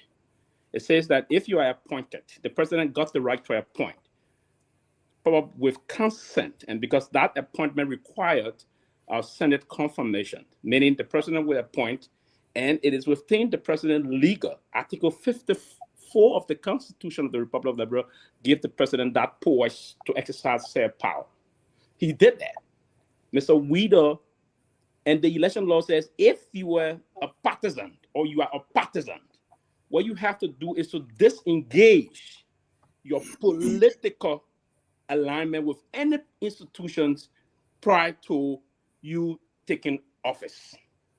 It didn't even say when you are even appointed, prior to you taking office. So listen, the gentleman, Dr. Moniba, is just doing the needful by commending a federal compatriot that have just been appointed. So listen, so we ought to sometimes see the facts versus our own personal perception and feelings. That's part I will understand. Yeah, you got 30 seconds. Yeah, I will end in 30 seconds. I know it's not to your liking, so you want me to go. I thought we agreed. We said 2 minutes again, and you. Okay, then I will respect the 2 minutes. But moving forward, you should allow everyone to respect the 2 minutes. So I rest on this one. But sure. Everybody should respect the 2 minutes, and I will ensure that that's going to happen. So yeah, on the basis that Mr. Moniba is very correct on what he said. His attitude is synonymous to what we call genuine politician behaving in the recursif way. That's the concept. Let me push back on your statement about scholarly work. I'm coming to you, Johnny. You are becoming very comical. As a scholarly research, Mr. Gayman. Scholarly work is scholarly research. And whatever it is comical. No, it's not. It's very comical. It's not. And I won't even go there with you because I won't go there. I'm not at your level. I'm not at your level. I won't go there. But let me go to Johnny. No, Johnny, what level, Mr. Gayman? What level? Because if you come and present your personal feelings, Johnny, come on, listen. Listen, you present your personal feelings, then you want to say you are not on the same level. You are tinted. What level? What level? What level now? You work in government, you are tinted. Also, to where you government tinted? You work in Liberian government, you are tinted. Mr. Gayman, that's one of the that's one of the that's one of the Johnny, let's go. We are not talking about law here, Johnny. I come in 1 minute. No, Johnny. We are not talking about law here. You didn't get contract before. You didn't get contract before to do working in the federal government. Let's go back to civil society here. Have you not gotten work to do working in the federal government before? Listen. You didn't do some work contract in the federal government. No. You said think about work in the federal government. Why are you talking? No way, you're concept. I'm No. Mr. Gayman, Let's go to Johnny Pewee. So those of us that work in government, we think that. Is that your statement? Let me go to Johnny. Is that your statement that we think that in government? Johnny. You had a government. You worked along with government before, Mr. Gayman. You did work in a bro with along with government before. The NCDDIR program. You want me to remind you? Johnny. You want me to remind you a project that collapsed under your stewardship? You want me to remind you of that? Johnny. Don't go there. Johnny. Don't go there. Johnny. Here we go. It says here, civil society raises red flag. Can I speak now? No, I'm coming to you. It says here, civil society raises red flag. It said, despite his... Yeah, so let me... Listen, will you listen for me to put a question to you? Johnny. Well, that man said that people working government... Okay, listen to this. It said, despite his credentials, several governing institutions have warned that perceived bias could erode public trust in the NEC. He's a seasoned expert in the field of electoral management and governance, Mame said. No one can take that away from him. However, the same cannot be said about his independence. That's not law. That's public perception, and they say it has all to do with confidence in the system. This has nothing to do with law. You sit and promote the MAGA. You appointed people here as this minister. You support it. Why you want to filibuster? I'm not filibustering. I'm just telling you the fire. Johnny, go ahead. And Johnny, go ahead. I will let you go ahead, Johnny. I will let you go ahead. Go ahead, Johnny. You think coming with what kind of parochial nature of thinking? No. Yeah. Okay. So can I speak now, gentlemen? Yeah, go ahead. Lady. Go ahead, Johnny. Just go ahead and speak. Yeah. So what's the issue here that you guys want me to respond to, Mr. Gayman? I just read it to you, and I've been paying attention. Let me bring Johnny up to speak. Let me bring Johnny up to speak. Johnny, Mr. Moneyman was here, and the reason most of us have worshipped him and praised him was that he was on the mantle of generation change. There was a new era. We needed to not recycle people. This was a new day have dawned in the republic. And today, this man has taken us back to the early 2000s. We are saying this is what we call double speak.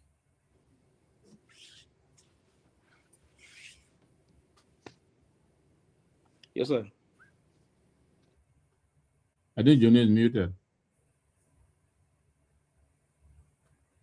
Johnny, are you frozen or are you muted?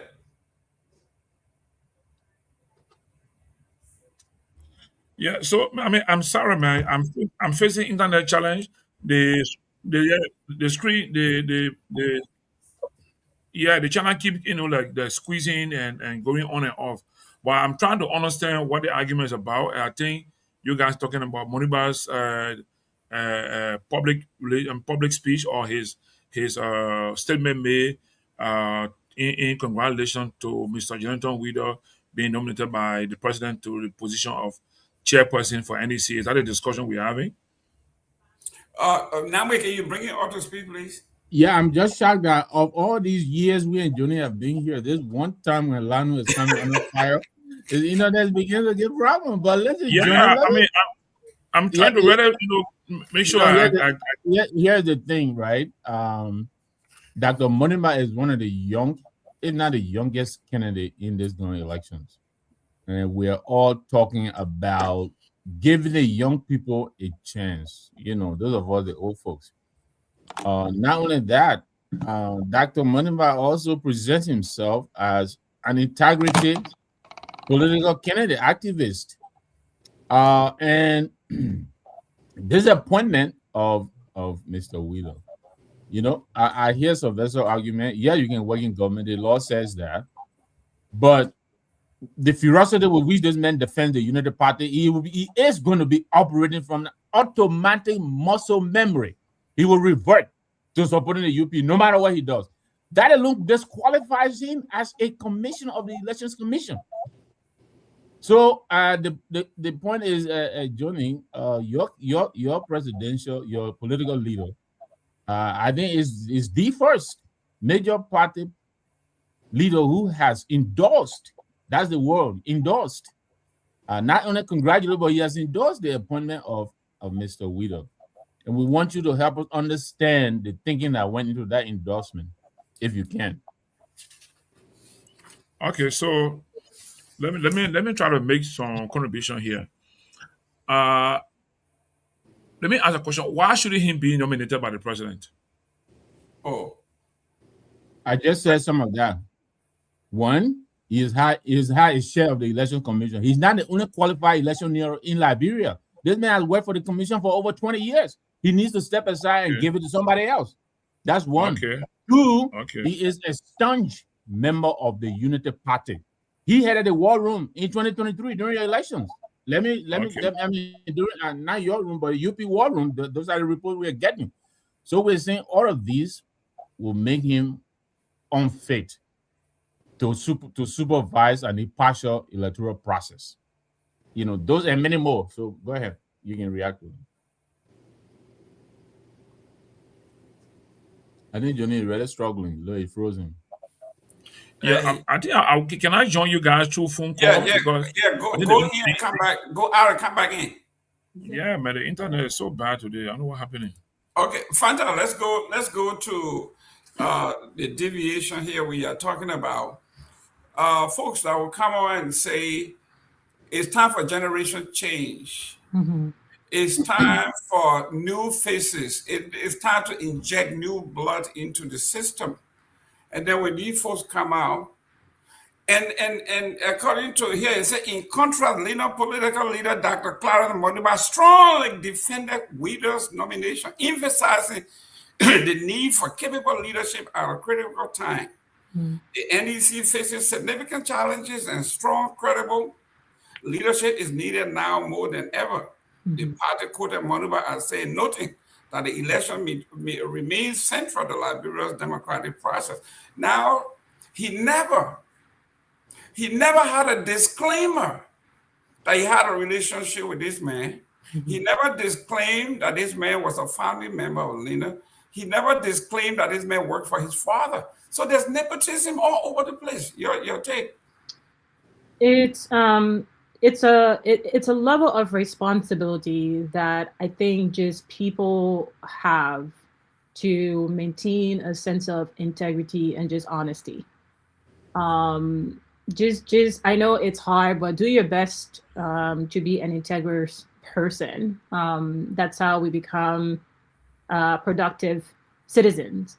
When all you're interested in is the manipulation of the vulnerable population for your own personal gain, it makes you, as I mentioned earlier, nothing but a coward. You can claim to be a person of integrity and condemn corruption and nepotism and the current administration in the wildest of ways. I mean, look at the extent he went to with the budget. I mean, we're all condemning the budget, but look at the extent he went to. He was in every newspaper. He was posting on Facebook. I mean, to an extent, to a significant extent. And then for an appointment that requires nothing but integrity, and most importantly for individuals like himself, a test of your integrity, right? This should be a testament to where you stand, even though even though you're familiar with this person. Now, as we are learning, he worked for your father and he's a founding member of LINU. When it comes to leadership and decision making and putting your integrity to the test, it doesn't come in comfortable moments. It comes in moments like this when it's truly required for you to put your mouth where your money is, or put your money where your mouth is, as they say. And with this opportunity, he could have used it to do just that, to say, look, Mr. Weedle worked for my father. I have a relationship with Mr. Weeder, for those who like to quote the law, but per the law of our country, a person has to be neutral and cannot be part of any political entity.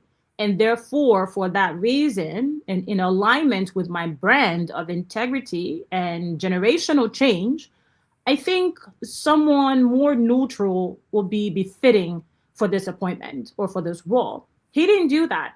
He, as I mentioned earlier, took from a page of probably his father's playbook and doubled down on supporting corruption, on supporting nepotism, on just being just lacking that critical leadership skill when it comes to just doing the right thing. And these are people, and this is why, like I say, people who worked for the Ellen government, people who have been around, their fathers and forefathers have been in government and have seen how the past administrations have always talked about corruption, but always doubled down on corruption and be the first to partake in corruptions. They should be the first people to learn from that. Instead, when you see them also adopting those playbook, the public have to hold them accountable, right? The public have to hold them accountable because you're lying to the youth.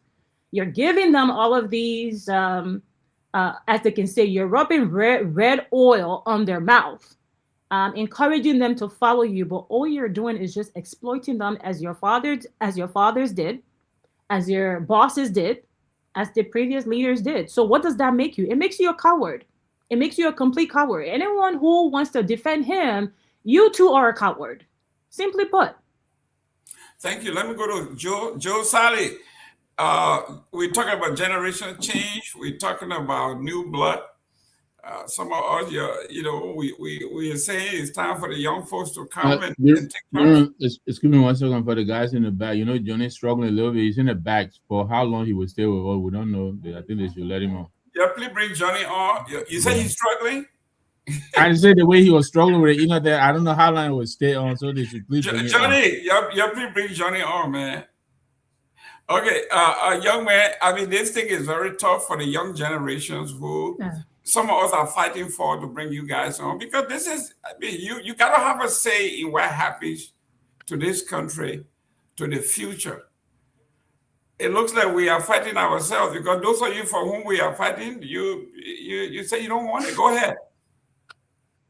Yeah, but for me, this whole issue of neutrality, I don't really understand, because bear in mind, right? You will not see anybody within this country, rather outside of Liberia, within Liberia, who would just be totally neutral. And thank God the election law posts itself that you will not associate yourself with any other party that you were part of. Yeah, like I said, I try to remind us here, like the former chairman Kokoya. He participated in an election before. He ran on the Unity Party ticket, and he was appointed by Manasaliv, and he did his job excellently. So bringing in Mr. Weeder, we should not neglect the fact that this man coming with a lot of experience within this sector. Yeah, but Sally, but you're not addressing the issue though. Monuba that came over here and said it was time for generational change. It's endorsing us going back 18 years. This is what we are talking about. Yeah, but I think that from that statement from Lanu, I don't think it was just endorsed by Mr. Monuba himself. You have executive members from Lanu. So and I don't want us to see the statement like that statement for solely from Dr. Monuba himself. They quoted from him the though. hierarchy of Nanu. They didn't quote. You try. I see where you're coming from. You're doing very well. Yeah. But here the quotation, in quotation mark, is Dr. Moniba. It didn't say the yes, fact because he's serving as the standard bearer of Nanu. Okay, thank you, Johnny. Welcome back. Yeah, so let me start. I think when I was in the back, I heard my young sister Fanta making some descriptions, and I think she's basing on the fights. I think she's just trying to be assuming, and I think she's speaking from a background of hate, from background of hate because she doesn't understand what she's saying. If you follow the history of the Monoba, you gotta give me time because I heard her making a lot of statements, and you gotta give her all the time to speak. So I hope you will give me the time while my internet is doing well now. So she makes statements about the Moniba's family. Moniba's father was educated in Bolahun to the Holocaust Episcopal Church. He got a PhD. Liberian government sent him to England as an ambassador. He didn't go there because he loved man or he bandit man, because he was educated, sound educated, and he played his role today. Liberia you got with all the international accolades. It's true that the Moniba's father's work he did at London, right? And then when the coup took place, when they're looking for a leader that will come and work with the young mature leaders, that's how they decided to invite him from England to come and serve as the vice president to President Dopoh, to see why he could bring some international credibility, some international guardians, some mature guardians to leadership, knowing that Samuel Dopoh was a young leader. They needed to find an experienced person who understands the international politics, the international environment, to come and work with him. And everyone that have read and heard about Samuel, about the vice president Harry Moniba from 1984, I think, to 1990, I've not heard no one Liberian at that time, and an adult at that time, would tell you the role he played negative to honor my Liberia or to even cause for Liberia. He was always a middleman. He was always a peacemaking person. If you can recall, in 1985, but this is, excuse me. This is not about Dr. Moniba. We're talking about. No. She referenced, listen, Gayman. She referenced the father. He said from the father playbook. And Junior, I will differ with you on that. When you're done, I will come back to you. We talked about this the last time. We said we don't work for his father. Listen, go ahead. Listen, Johnny. Let me come to you. No, we said we don't work for his father. The father had nothing to do with this. Listen, she referenced Moniba's father. Yes. As being part of the system that spoiled Liberia. And I'm telling you, to the extent that Moniba worked with Samuel Dopoh, he helped to improve the system at his level that was an opportunity he had. Moniba, if you can recall, in 1985, when Harry Moniba was arrested by the soldiers at LBS, he made one statement that was about bringing Liberia together. He said, Liberia is too small a country to fight. He made a statement that showed maturity and leadership at that time. Now let's go to his son, Clarence Moniba. Clarence Moniba whatever today he has achieved is not because of the Liberian government. He was around 7, 8, or 9 years old when the war occurred. They were displaced in Lofa and went across the border from Sierra Leone, from Lofa, and went to Sierra Leone. They were in fact, there are people who know them when they were in Sierra Leone when they were displaced. Okay, long story short, the phone is in the U.S. Moniba lived with people in the U.S. to go to school. He worked in restaurant, like all of you have experience in the U.S. working in restaurant. He did some real odd job as a young man at age 16, and he fought to educate himself. When the father died in 2004, when he came to Liberia, and that's when he came back as a young adult and saw what a brother looked like. And he returned to the U.S., made him to get very serious about getting educated and come back and see how he can be a part of Liberia's progress and development.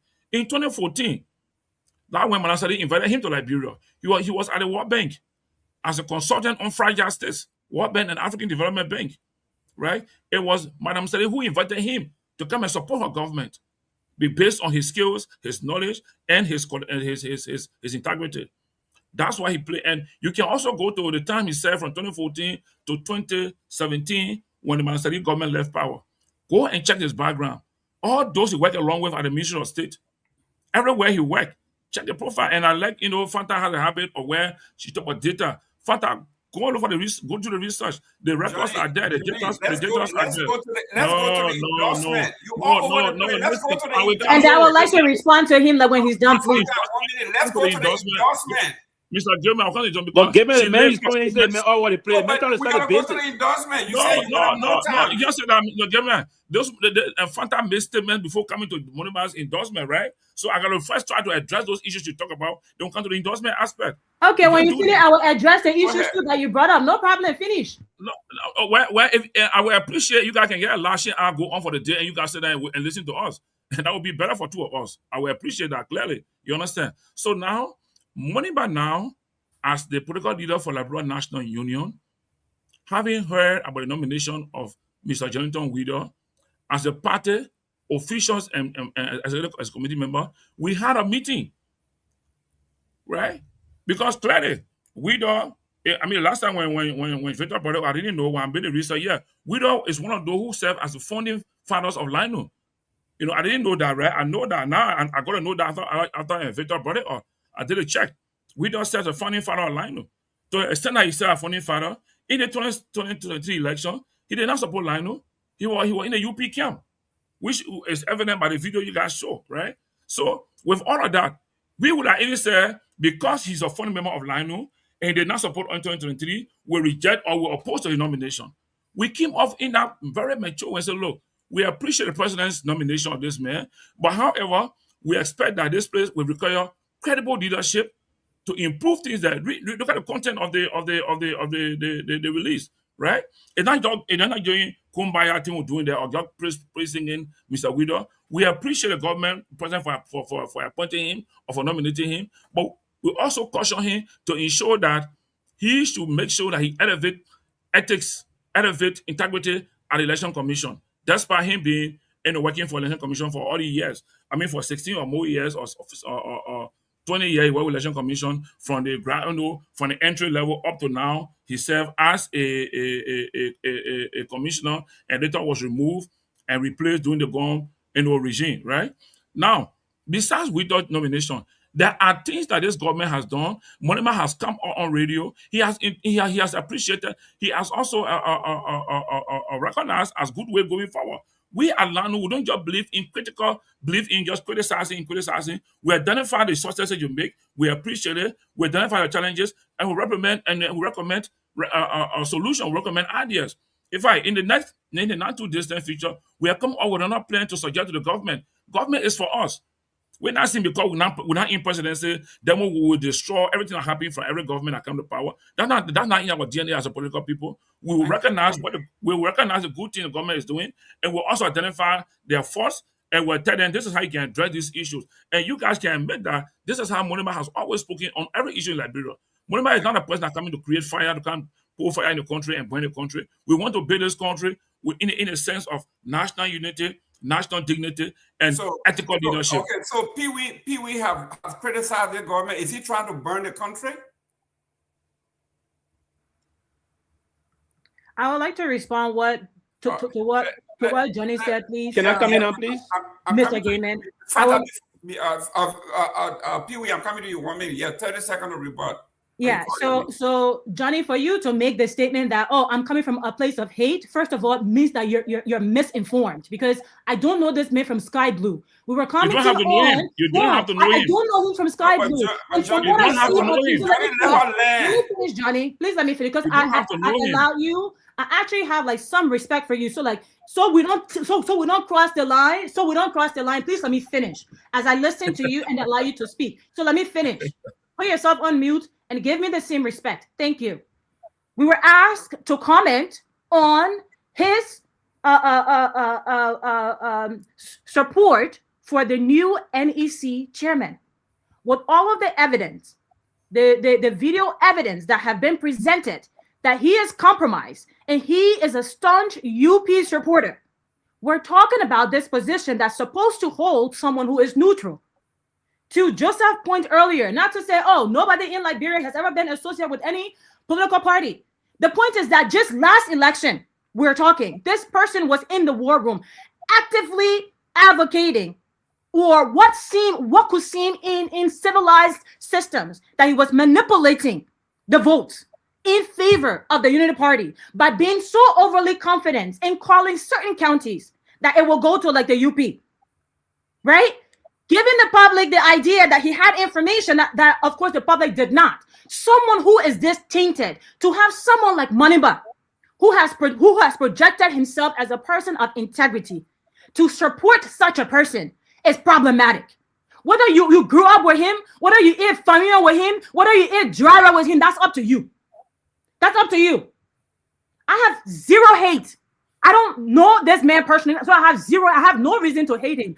Where I'm coming from when I say I'm angry, understand me. When I say I'm angry, it's a betrayal when you come out and you speak about generational change, when you speak about generational leadership, and you instill faith in this generation that you are a potential leader. For you, in the moment that it requires the most to do the right thing, to be a coward, to be contrary to what you have preached, to not practice what you have preached is cowardice.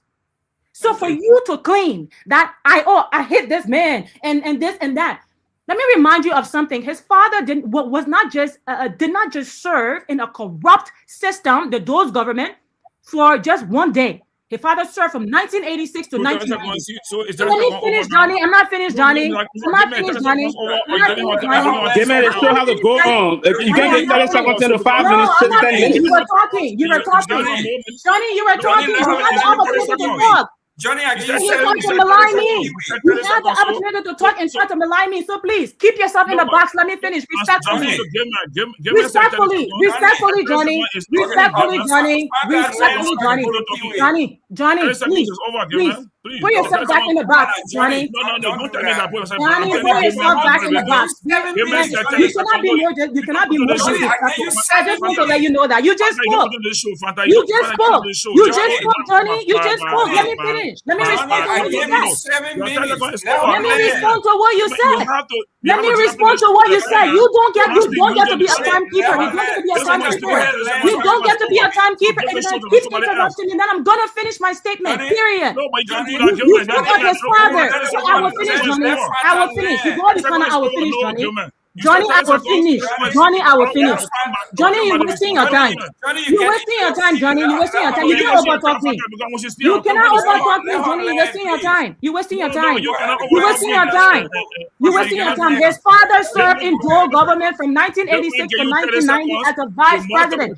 As a vice president, he served in a corrupt government. To think that he was not corrupted or to think that he is a saint is a lie. Johnny, please. Johnny, put yourself on mute. Put yourself on mute. I know it's touching your heart because this is personal for you. It's personal for you. It's not personal for me, Johnny. It's not personal for me. It's not personal for me. You're not being respectful right now, Johnny. You're not being respectful. I'm not going to respect you. I'm not going to respect you. I'm not going to respect you, Johnny, because you're not being respectful. Respect yourself, Johnny. Johnny, respect. Pape, I beg you. Pape, respect yourself. Pape, respect yourself. Pape, respect yourself. Pape, respect yourself. Pape, respect yourself. I beg you. You will not bring it to me. Pape, respect yourself. Pape, respect yourself. Pape, I beg you, respect yourself. Pape, respect yourself. Pape, respect yourself. Respect yourself. Respect yourself. Respect yourself. Respect yourself. Pape, respect yourself. You just talking. Pape, respect yourself. You just talking. You just talking. But you get mad. You show that time to wow, you just spoke for almost 10 minutes, and I sat here and I listened to you. Fanta, go ahead, land. Yeah, you know your problem. When y'all say something about something, when people rebuttal it in a very strong manner, you're trying to silence them. Johnny, it's not going to work with me. You talk about his father, so I want to close on this. You said his father served and he was a peacemaker. The man served not for one day. The man served from 1986 to 1990. That's how many years? 4 years. To think that he was not tainted by the corruption of the government in which he served. It's like we talk about Joseph Boakai today serving as vice president for 12 years. You want to paint this man as a saint. He was not a saint. He could have retired. He served for 4 years as a vice president. So don't come on here and try to fool the people into thinking the money buys are saints. They are not saints. And for his son to support the NEC current appointment means that he is a coward. Thank you. You can take it where you want to take it. Thank you. Let me welcome Robert Garguah. Then I go to Pewee. Go ahead, Robert. Welcome to the show. Mr. Jerome, thank you. It's good to be on. It's good to be on. Is kind of firing, and normally I'm all for the fire, but we have to. The crossfire has to be done in a very controlled and respectful manner, especially when we have our audience listen to us. I listen. I'm all for the firing. I enjoyed the crossfire, and I think it's great for the discourse. But I think it's also paramount that is done in a very controlled, respectful on both ends manner. But it's good. It's good to be on. Thank you. Thank you so much for the recognition, Mr. Jerome. Thank you. Good. Pewee, we talk about ethics. There are two things one that he said, and one I think I want you to address is, usually when you or I or anybody else is representing, making a statement, doing a presentation, if I have a relationship with Pewee, I would say, for the record's sake, Pewee and we are panelists on a particular show, or we are in this fraternity or whatever. You have to have that disclaimer. Even Johnny just admitted that he didn't know, he just realized that Guido was a founding member of LINA. Okay? So you see where the folks are coming from with, listen, this man, the generation change we are talking about, as professional as he is, he could have had a disclaimer that this man has a personal relationship. Despite that, I'm going to endorse him because he had done the right thing. But that didn't happen. So that brings the whole credibility thing into question. And second, Johnny says they just don't criticize to burn the country. They criticize critically. So someone like you who criticize the government harshly, are you out to burning the country? Thank you. I would guess that with this caution is a retraction of your first statement. I'm working in government, I'm thinking now we can be interactive. This is a reminder that that's a retraction of it and moving forward to go back to the point. But yes, on a more serious note, criticizing government of things, and even in development science, in international diplomacy, criticism is necessary. It's a necessary tool one would deploy. We have what we call constructive criticism. And sometimes you criticize when necessary. When it is necessary to condemn, condemnable issues are unfolding, you condemn and you proffer solutions. That's the way forward. It's not to be bubbling with anger. It's not to be consistently and persistently angry with yourself. From the gesturing, for all those things. So you do those things and provide some solution. And I agree with that 100%. So all the time we want to criticize, the intent is not to actually burn the country down. No. The intent is to find some solution moving forward for the country. And that's why if you were to do these things, for instance, and quite a recent time in terms of, we do, you can recall the last time was saying that they don't came everyone, I proffer some point to him and he said, so sometimes we go behind the same, with no intent whatsoever of lobbying for anything to give this what we believe. But sometimes, yes, we have to come up openly and Mr. Gayman come up to the point of striking out what basically is unfolding behind the scene, or what is it in terms of policy prescription that the government is doing differently from how the normal bureaucracy is. Now, in terms of government governance and bureaucracy, it's a very important critical tools that one will have to do. I think Professor Alaro taught me in political science studies is the Liberian government and politics. And it's part of the reason why sometimes we sit on the show and it is our fiduciary responsibility to provide, because if I didn't know about government then, and I believe and said a lot of things before, as a young high school student, agitated with the exuberance and all of those things, we just say things that I didn't know. But entering into college and understanding some of these things, so it is important to criticize. And that's part of the reason I came, maybe brought the point, generational support, the young generation, all those things. It's not a bad thing, but it's not going to be a kind of a unanimous situation moving up the curve to say, hey, you're going to stamp the old people and move on. You need the old people on the basis as a springboard to get structurally engaged with the bureaucracy. Now, generational support does not mean you cannot support someone that is in the 60s, 70s to get a job. You're giving room for those people. Like Dr. Conan would say, we're giving space for the young people to replace us. So Dr. Munuba's role of commending Mr. Weeder was not in the space of he even trying to backstaff generational promotion. No, it's not in that space. It's in the space of, hey, say, hey, this is a competent person This and our young reporter said something very important just now. And I think as a journalist, and I learned that from the late Professor Seleke Kromah in Communication 203, to be observant as a communicator. Any journalist that is carrying on their journalistic reportage, you have to be very observant. And I thought he applied that. And he said one thing that is very profound, that Mr. Gayman, and you and I will agree to the rest of it, that there's no one in Liberia 100% would be neutral. And that is 100% correct. Kokoya contested on the Unity Party ticket in Bon County. He was appointed and executed one of the elections that brought President George Weah as president of Liberia. It was Jerome Kokoya that presided over the elections. Now, the chair of the election commission just had amongst equal 6 other commissioners, he's 7th. They go on the issue of vote. They have operational lines as to how they execute election issues. We have 15 magistrates. We have other senior electoral officers that are deployed in terms of trying to align the electoral process. We have the executive director that run the day-to-day activities of the election commissions. So that institution needs someone to head. This individual is not going to impose his way. He's not going to manufacture any other thing. And that's one of the role of political parties. Political parties are all over the place. Now, Pewee, you have not answered my question though.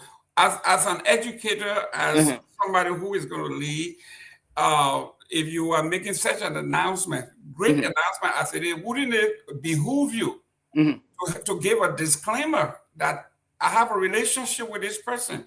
I have a personal relationship with this person. Despite that, I'm going to do this, and these are the reasons. Wouldn't you advise that he did that if he had a relationship with a man? No, and again, I think a part of my statement was actually, and just on what you just said, part of what I just said initially was also included in that in terms of answering your question. But I will go back again to answer.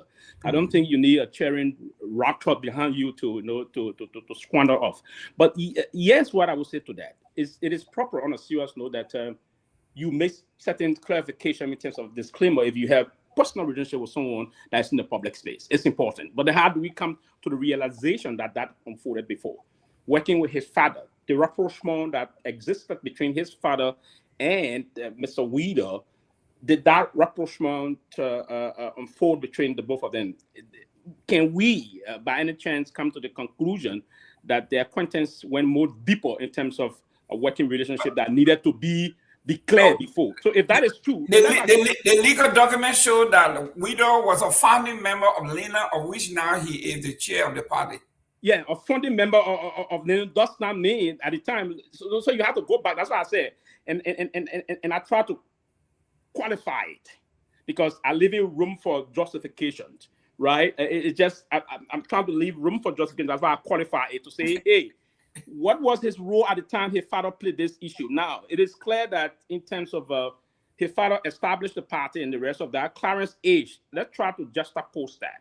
See Clarence's age, what was Clarence's own relationship with Mr. Weeder at the time of that, right? So there's proper justification as to what he said and what he meant. So to come out and make the kind of a disclaimer, it is necessary and proper if he had a very, what we call a kind of chemistry that was very bonded in terms of moving forward in his professional and bureaucratic and modus operandi at the time. Thank you. Let me welcome the chief himself, Chief Tomalin George. Welcome to the show. Yeah, it's good to be back on the closing argument, man. I've been following the discussion from work, home. I've been following it. You guys are enjoying it, and that's for the closing argument. You see, this man like pushing on fire. Is he enjoying it? Go ahead. But while it is true that most of the argument today, I think I'm on the other side. I stand. I would defend that the money back, and also for the fact. But when it comes to my time, I would defend him, and also to say that to be in government, you tinted. I have a problem with that because if you are having future ambition, you gotta be mindful because tomorrow when they nominate you, won't be represented. It says they win tomorrow and nominate you. It was if I in the Senate, I would say, but Mr. Gayman, you said the white government you are tinted. So should I confirm you when you be tinted already? So political leader tinted. Okay. Yeah, but you're right now in government. I'm coming to that, but let me go to Robert Garguah. Robert Garguah, let's go to integrity here. If I am recommending you, Robert Garguah, for a job at the Marriott or let's say at the Doral or at the greatest hotel on planet Earth in Palm Beach called the Breaker, what I'm recommending, I will let the people know that I'm recommending Robert. But by the way, Robert and I, we are colleagues. We are on a show. We have, you got to put that up front. That tells me who you are. But if you disregard that this person you are recommending is not a friend of yours, you don't have any relation, you present him as somebody who is totally capable, devoid of relationship, isn't that a problem with integrity? Well, I understand your point. I think the disclaimer, I think is important in these sorts of recommendation. Now, excuse my ignorance. Did Monubot recommend WIDA? Is that what you're saying? Well, he said he endorsed his appointment. He's a man of integrity. He would do the job. So they said he is needed at this point. Yeah. Right. So I think to some extent, a disclaimer of relationship is important. And the question is it necessary? Because here's the thing. The thing is, the way sometimes we would do certain things may not be the way others would approach it, and it doesn't negate the fact that their approach falls under the realm of professionalism, right? And so I do agree with you to some extent that that disclaimer of relationship is important. Now, I also agree with those who might be questioning, because again, and by the way, I got to say this. This is what the closing argument is about. It's about fire and respect. And I think it's also important that we protect Fanta. You may not like the way she says what she says, and you may not like her approach, but and I'm not trying to play the woman's card, but I think just being the fact that she's consistently coming on as one of the consistent panelists on this show. And I think she has rights to her views, and we should give her the opportunity to express that. And I think it's also important that she also allows other panel to express themselves. But I think she must be protected. We don't have to agree on how she make her presentation, but I think we must protect her. And so, having said that, though, the question, I think the reservation that some might have with the endorsement of Weeder from Manuba is that he has taken a position when it comes to generational leadership, and he has advocated for the turn of leadership when it comes to young people, right? And so the question is, would he be endorsing this candidacy or this nomination of Weeder if Weeder was not an integral member or an integral part of the formation of his political party? Would he be advocating for his integrity as he is if he was not a part of the founding member of his political party, and by extension his relationship with his dad? And I think people have the right to question that. And I think it's also the prerogative of Doc. He's a constant visitor to this platform. I think he should also be given the opportunity to make clarifications where needed. But to suggest that Fanta and others does not have the right to question where he stands, or the idea of this particular endorsement, I think it's unfair, right? And I would like to ask Mondabai as well. I don't think this appointment is the best appointment. I don't. Did the president break any law by making this appointment? Absolutely not. But when we are talking about our democracy and how fragile our democracy is, And when we are talking about a free and fair and transparent elections, I think it's important to question his relationship with not only the current president, but his relationship politically. It is important to question that, especially when we're listening to tapes and videos and getting information, credible information about his relationship with the campaign that recently ended in 2023. This man, he just did not, he's just not, listen, and none of what we're saying ain't somehow means that if given the opportunity or if confirmed by the Senate or lawmakers, somehow means he would not uphold the integrity that we demand. But you can't say in Liberia politics, where all of the biases and look, we are on the show. People have questioned where I stand politically, Jerome. And for the record, I have not joined a political party. I have not voted for a political candidate in my life in Liberia. I just object to the idea that Unity Party represents change. And I have very, very, very close relationship with people who might be considered close to with George Weah. I'm not ashamed of saying Sekou is my best friend. He's one of my best friends, and he's like family, right? But based on that, people have associated me with CDC. Do you understand what I'm saying? So our politics is toxic. Our politics to some extent lacks logic. Our politics to some extent, people have the right to raise question.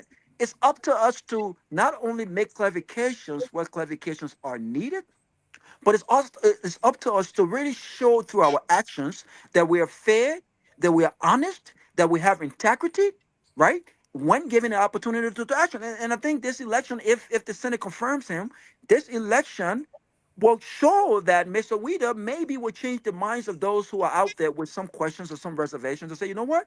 Even though he has a relationship with Unity Party in the past, even though he has a relationship with the president, even though, listen, I think that Weeder is a Unity Party supporter. I think deep down, Weeder wants Unity Party to win the next election. I think without disappointment, you have to ask yourself, who would he prefer when the next election comes 2029? If we were being honest, or if we was under some sort of I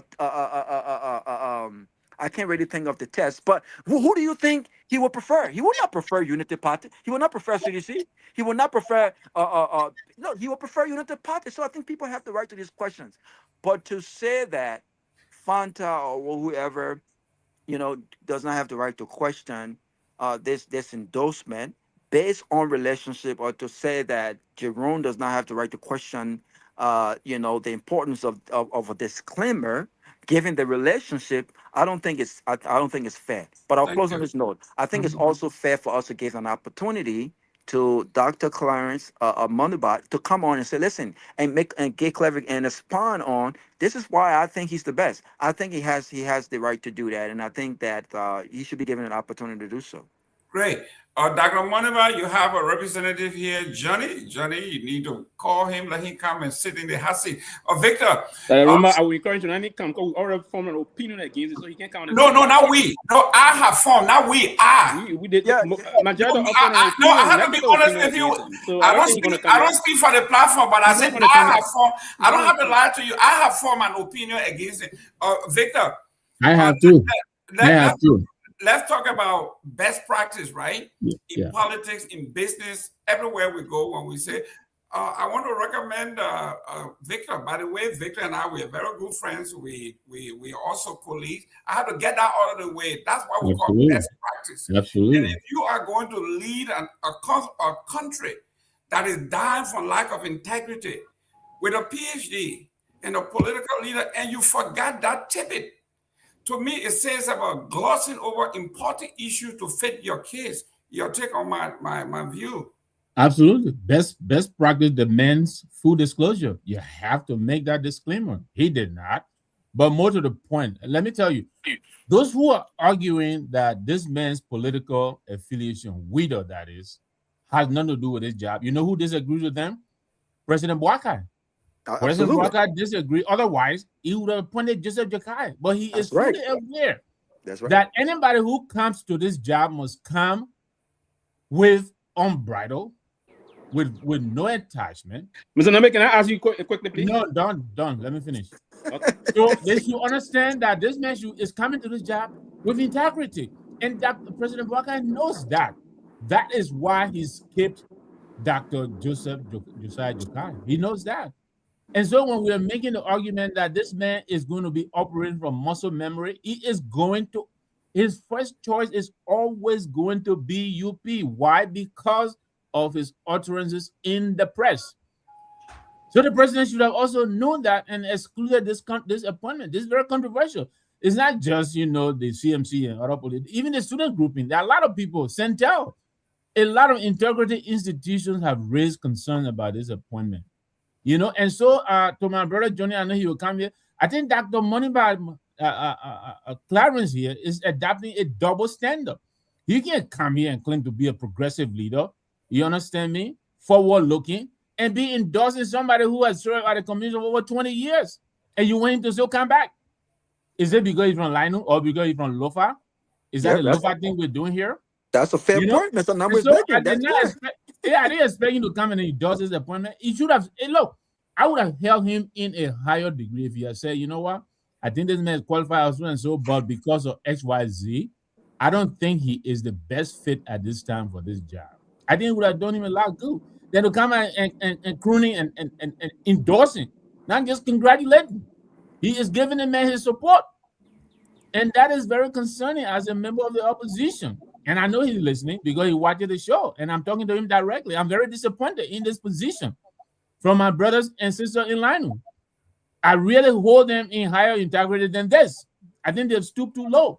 And I question now their sincerity in the struggle. I think this is a low-fight thing, just like Sir Joseph. If Boubacar is in the race, I think Lanu would not be running. If Boubacar is in the race, just like Sir Joseph would not be running. Is he of helping verb? Johnny, I finished Sylvester. Sylvester, your 30 seconds. You say you wanted to ask a quick question? Go ahead, please. Okay, Johnny. After you there, go to find out. Johnny. Mr. Nagbe, so now you push me to wonder. You push me to wonder. That's the job. That's the job to push. I can't. No, listen. And I would think, when multi-partyism started, the purpose of multi-partyism was meant to, those elements that push for the democratization and political pluralism, they brought this scope for the issue of they were the pathfinder for the rest of the generation. You are saying something, I'll try to let me ask you a question for you. You said no. Because you know why I said no. That is the sense of the role you're playing. No, if you didn't the comments yet, but he ended. I couldn't ask. I wanted to have the end. He asked. You interrupt me the most, and I let you do it. I don't have no other to ask you. You're making it a habit. You interrupt me the most. No. Okay, you always ask what I was saying. So you answer the unit. I will listen to you. Don't eat Johnny. Johnny.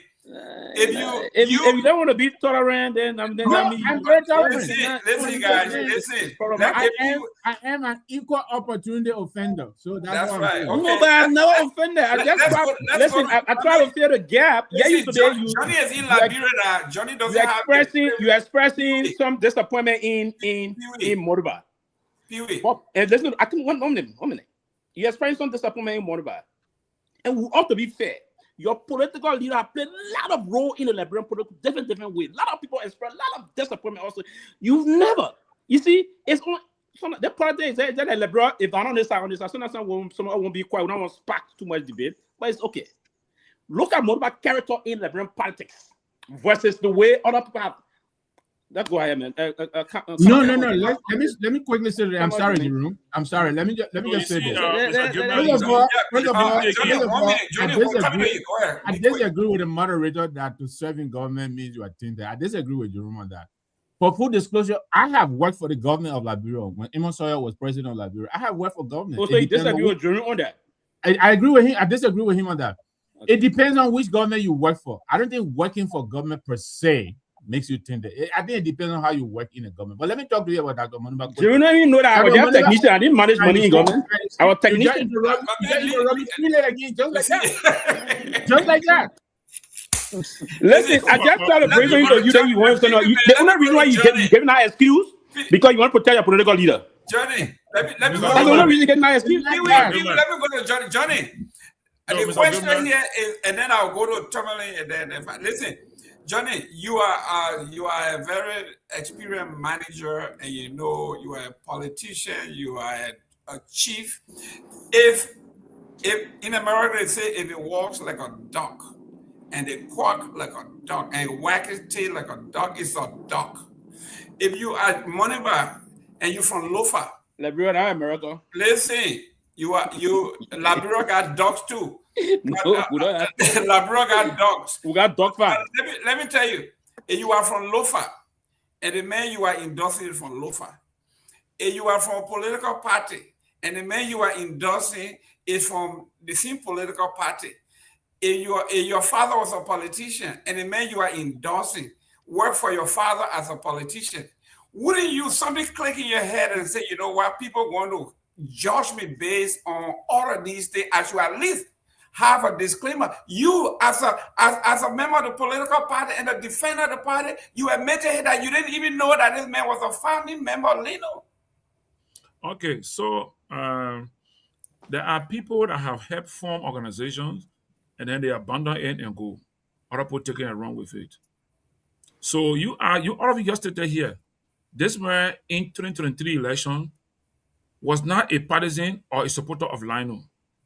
He never can run Lino party office. I don't see him. No, give me, you see, don't. But you're not answering the question. I will not allow you to be there, right? The question is here, if you have all of these teams lined up as a leader, wouldn't you say? Mr. Gayman, then you talking about allow because you guys are making the link between Lino and Moniba and the man. I will take the point, right? Let me give you one example, right? Where I work. So he shouldn't have. Let me start now, Gayman, give me a chance now. You have to take the show. Should he make a disclaimer? If you want to make your monologue on the show, don't let you sit down and do your monologue. But look, Mr. Gayman, here's what the point is. This man, Widow, I have not seen. I don't even know him in person. I've not even seen him before. Is he from Lofa? Is he from Lofa? I don't know this man. Oh, I said now, I don't know him. I'm not saying. I don't know him. So you don't know him from Lofa? Mr. Gayman, if this man has been playing active role with Lino, I would have seen him and know him. Giving that information. Right? Now, listen, Mr. Gayman, what I've done for the father is that I learned that this man is from Bapulu, right? But look, let me tell you one thing, Mr. Gayman. There are people who before Johnny, I would not allow you to do that. He's not from Bapulu. The man was born in Lofa. What are you talking about? It just became Bapulu just recently. The man was born in Lofa. I will not follow your argument. I will not follow your logic. Because the point I'm making to you here is that, look, I want to make an example, right? You see, Alawetogba, before Bapulu was declared a county, he was known as Lofian. Kamara Kone, before Bapulu was declared a county, he from Lofa. So Bapulu was one part of Lofa County. Like Roji was one part of Grand County, right? But now all those who are there now see themselves as Grangidians. And in a political dispensation, Bapulu is not Lofa. You know what I'm saying? But let me make one point to you, Mr. Gayman. The question you asked about making full disclosure. Let me give you one example. Where I work, they were recruiting people to do some work. And the three best that were chosen as a shortlisted people, the office asked me to be involved on a panel.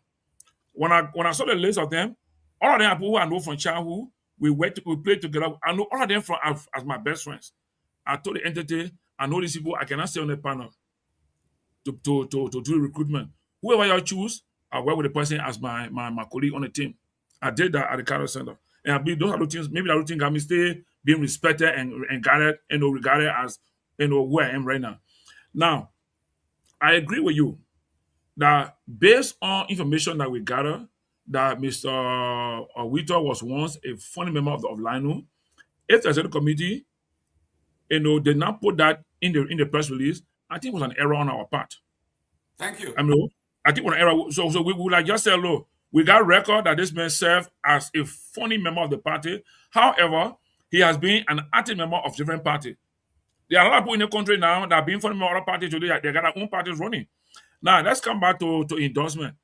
Have you had mobility recognizing the role of Sir Joseph, or Thomas Fala in the legislature. He has indicated Thomas Fala is the man that will guide in the legislature, and this is a man who publicly public negative perception about Thomas Fala in the legislature. So my point is, I will agree with you guys here. That was an error that would have indicated a law, even though he is known mostly as a partisan of UP, but we got record that shows that he served as a founding member of LANU in the early 90s, early 97, 97, somewhere along the way there, right? But the point that I want to make to you guys here is that the Liberian Senate is the one that had the power to confirm the man to serve. I say you guys want to tell me that Moniba and LANU is so powerful that our statement will influence the Senate to confirm the man as senator. I mean, as a chairperson for Election Commission. You know what I'm saying? Everybody would disagree. So maybe if they don't take him, if the Senate doesn't confirm him, that means Senate is following all you guys that are opposing him, right? So if the Senate confirms him, that means Senate is agreeing with us that are endorsing him, right? That's the situation we see right now on here. But let's go by the statement. That statement for us says that we expect this man to come to this role with high mark of integrity and transparency. That's by him, right? Now that's why we endorsing him. Doesn't mean that he will go and do the wrong thing. And more besides, the Election Commission has 7 members. Those people are not the one that make people president. What they do, they read out the result from the fields, from the counties, from the magistrates. You understand? And you want to mean that this young man, this man that have been nominated by the president, if he's confirmed. So are you guys telling us that this man will sit single-handedly and manage the Election Commission to decide who will become president for Liberia in 2029 election? I mean, you're listening. Money is from Lofa, but we also contested in 2023 to the extent that up to now, people from Lofa don't see us as patriotic Lofians because we did not support Honorable Bwaka. They assumed that we were in the race to support Bwaka vote to allow we to win the election. We were not there for that. We were there to tell the Liberian people that we have a different option, a better option for the US in the country. And we still hold our ground, even with Wito being there. So, okay, you guys all argue about Monimba. Wito is a former member of, Wito is a founding father of LANU. Why would Victor or my brother Garguah say Wito will be looking first to UP for presidency in 2029? Rather than coming to LANU, that you guys all saying he worked closely with Dr. Monimba's father. So I would think that he will have a soft spot and he'll support Monimba's and the candidacy to the extent that he'll be declared winner. But despite that, he's seen here as a UPS. So how in one time you see him as a UPS and another time you see him as a LANU person? Johnny, you know what I'm saying? But, Johnny, yeah.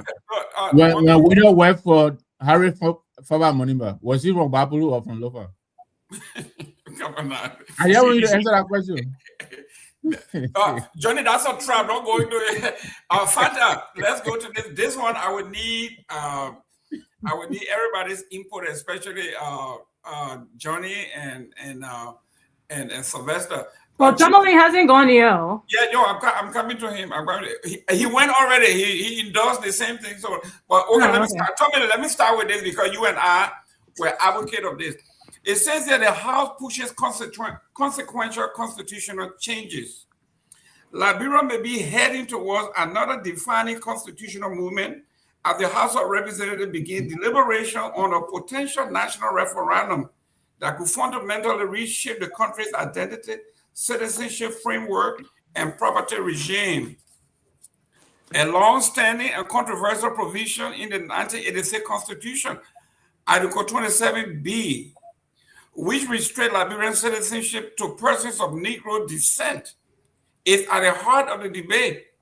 The renewed push for reform sparked by former President Ellen Johnson Sirleaf in a recent interview has ignited national reflection on race, belonging, and Liberia's place in the rapidly global world. Lawmakers are considering a package of amendments that, if passed, will mark one of the most significant constitutional overhauls in decades. Key proposals include citizen reform, removing the Negro clause, and redefining eligibility for Liberian citizens. dual citizenship, allowing natural-born Liberians to hold citizenship in other countries, property rights reform, permitting non-citizens of Liberia to own property under regulated conditions, and public office restrictions limiting elected position to natural-born citizens. This one is huge. It's constitutional. It needs stuff. But you and I were proposing this. We support this. It looked like they were listening to the Chief Tomalin. Your take. This is huge.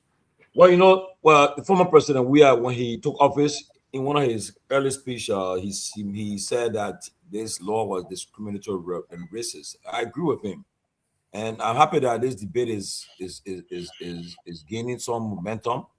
In fact, we have a show right after the Easter break. We're having some people we're discussing this very issue. Some Liberian folks will be coming. Our colleagues from around will be coming. We're discussing it. We're on a weekend, I think. We're having this discussion about this debate. Some people look at it as a taboo. You know, when they hear about it, they get so excited and they want to take their heads off. But I believe it's about time that we really take that issue seriously. And I'm happy that the legislatures have decided to take it up. And President Salif, former President Myean, and former President Salif, I joined them to push for it. We cannot have a country, 178, 9-year-old country, and we still having this thing about when you are not natural, you are Negro, you can't be a Liberian citizen or own land or property in Liberia, all this stuff. It's racist. It's not happening in the country. The country is, I mean, you have laws. You can say that. Like today, for example, for the first time in American history, a sitting president went out of the Supreme Court to watch the oral argument about taking citizenship from people that were born here. The 14th Amendment is clear. And from what I see so far, I mean, besides, I'm not too sure of Alito and Clarence Thomas, but I see that's a thing that Trump is a general pushing will be defeated by the Supreme Court. To say that if you are illegal, you came here, you born your child, that means that child shouldn't be a citizen. No, that's what I mean. I mean, I was just thinking about it today. After he watched the oral argument, he got for that, and just went by a vinegar. You know that if you told the people he will be intimidated, people are arguing the law. But in our country, it's about time that we push for this. You know, we push for this. It will help the country. We can't keep on living like this. I mean, like, we talk to people in Liberia who are not Liberian citizens, who are not allowed to become citizens. They say, George, we take our money and carry out the country because what is our future here? So I support it. I support that debate, and I hope that we get more people to sign on to it and support it and push for it. It's about time the Liberia get from all of that segregation without racist and discriminatory law in our constitution. I don't know why they inserted it there, but I don't think it was fair. And I think that it's time that we get rid of it. And let's just to end. You remember, Samuel Doe came on fire because when he made a decision, when he said that Mandingos are members of their Liberians, people attacking for that. But look at our history. I mean, you hear about the great chiefs, and I mean, you hear about them. They were Liberians, but why were trying to discriminate Mandingos and being said they're not citizens of Liberia? And I mean, one of the things I gave Doe credit for. So coming to this issue, I think we all should get involved and speak about it because it's in our country's national interest to do it instead of being discriminatory and racist about this law. Great. Fanta, let me come to you. There are those who are constitutionalists. They are nativists. They will say, let's stick with the Constitution. And those who are scholarly will say, the Constitution does not stand the scrutiny of the time. It was for a particular moment in time. But this time we have a packet. We had the Negro Cross. We had the dual citizenship. We have property rights. I mean, they are going for the whole enchilada. They're going. I mean, I like the way they're doing it. They're not doing it one at a time. If you want to do it, just do it. I'm a little on the fence with this for a couple of reasons. The first is our economy is heavily driven by foreign players. The wealth is concentrated at the top, the 1%, and the 99% are without.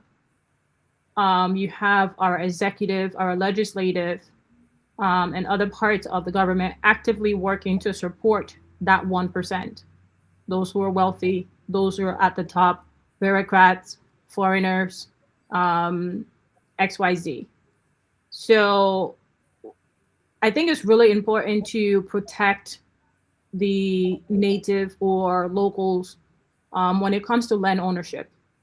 When we look at places like South Africa, where you have about, I think, 10 or 12% of the population owns 80+% of the land, because they're the ones who have the wealth.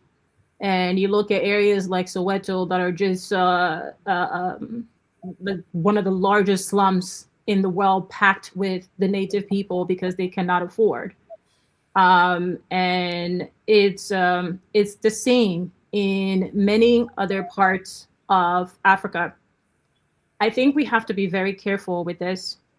Yes, it is very important to award citizenship or residency to people born in Liberia.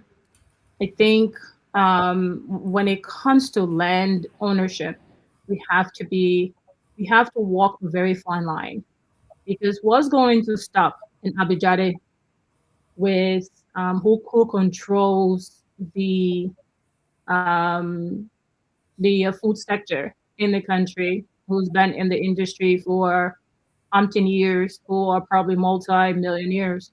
What's going to stop them from going to a Cape Mount and buying hundreds and hundreds and thousands of acres of land because they can afford it? Whereby, and then the government will be forced to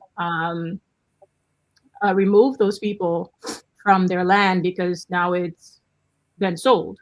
What's going to stop another Lebanese family or an Indian family like Jati? What's going to stop Jati from purchasing entire counties, entire villages, and owning rights to them, and importing Indians from India to occupy those towns? What's going to stop them when these laws are passed? So I'd be very curious to understand what clauses in these laws exist to protect that type of takeover.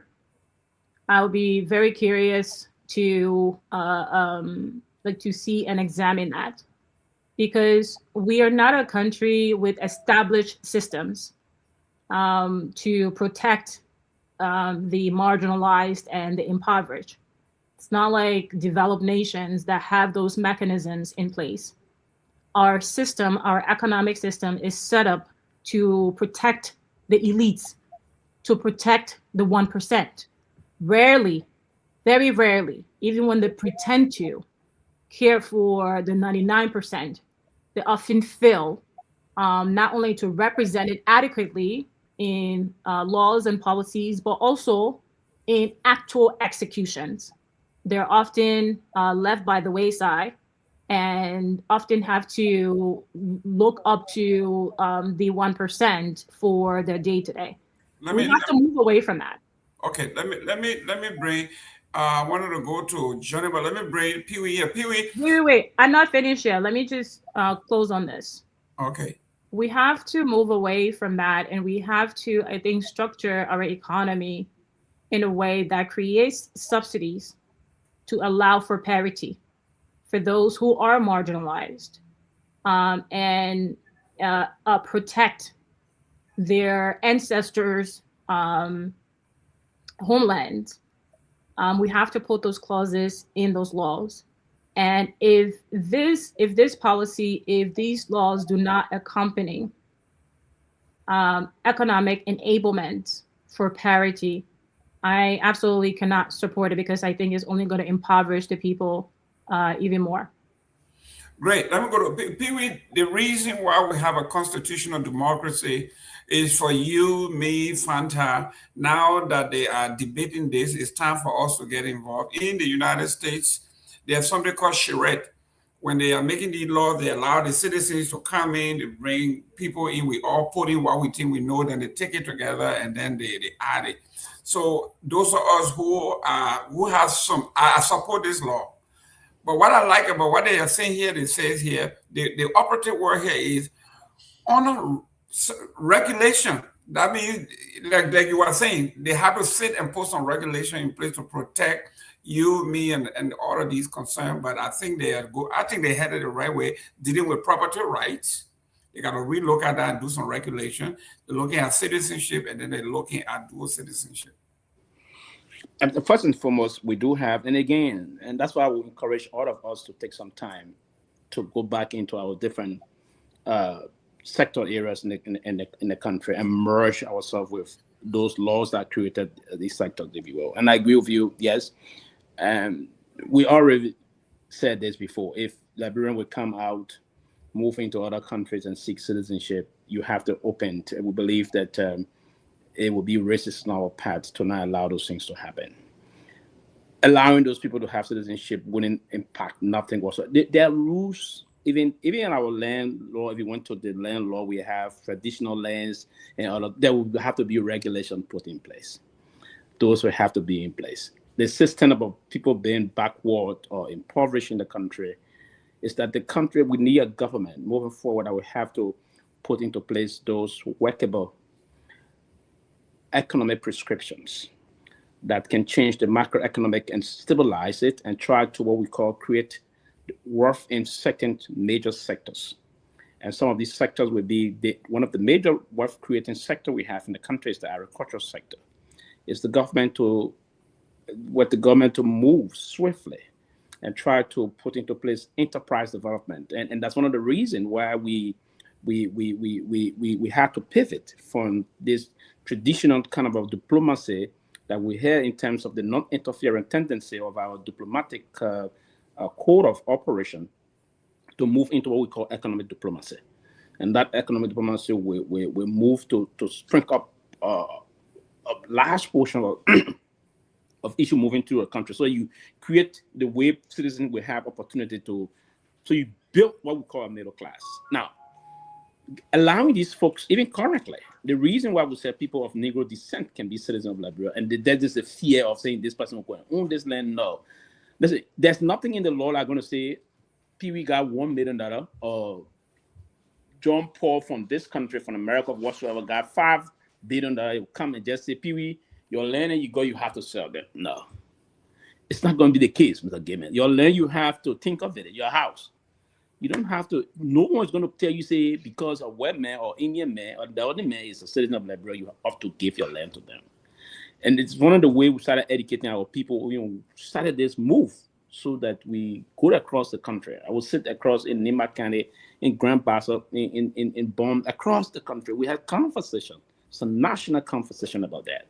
It is important that we do this. Now, listen, the opportunity we need to create for government to create the necessary opportunity for the folks to use as a springboard for everyone to be a little bit okay in the country, then leave the issue about land. Because if those people come in with big investments again, well, it does. And at the end of the day, there are already regulations on most of the box in terms of our land policy in the country. We're going to tax in those schools, and we're going to ensure that the appropriate and workable mechanism will be put in place. But beyond that, there will be what we call initiative taken. And even in development science, you have to see the first and foremost, and that's one of the things we have to observe our municipalities and the rest of that. And some of those municipalities, we have to go along certain things. We need to see the zonal issue of the country. And the public work minister eloquently said something yesterday that we didn't capture.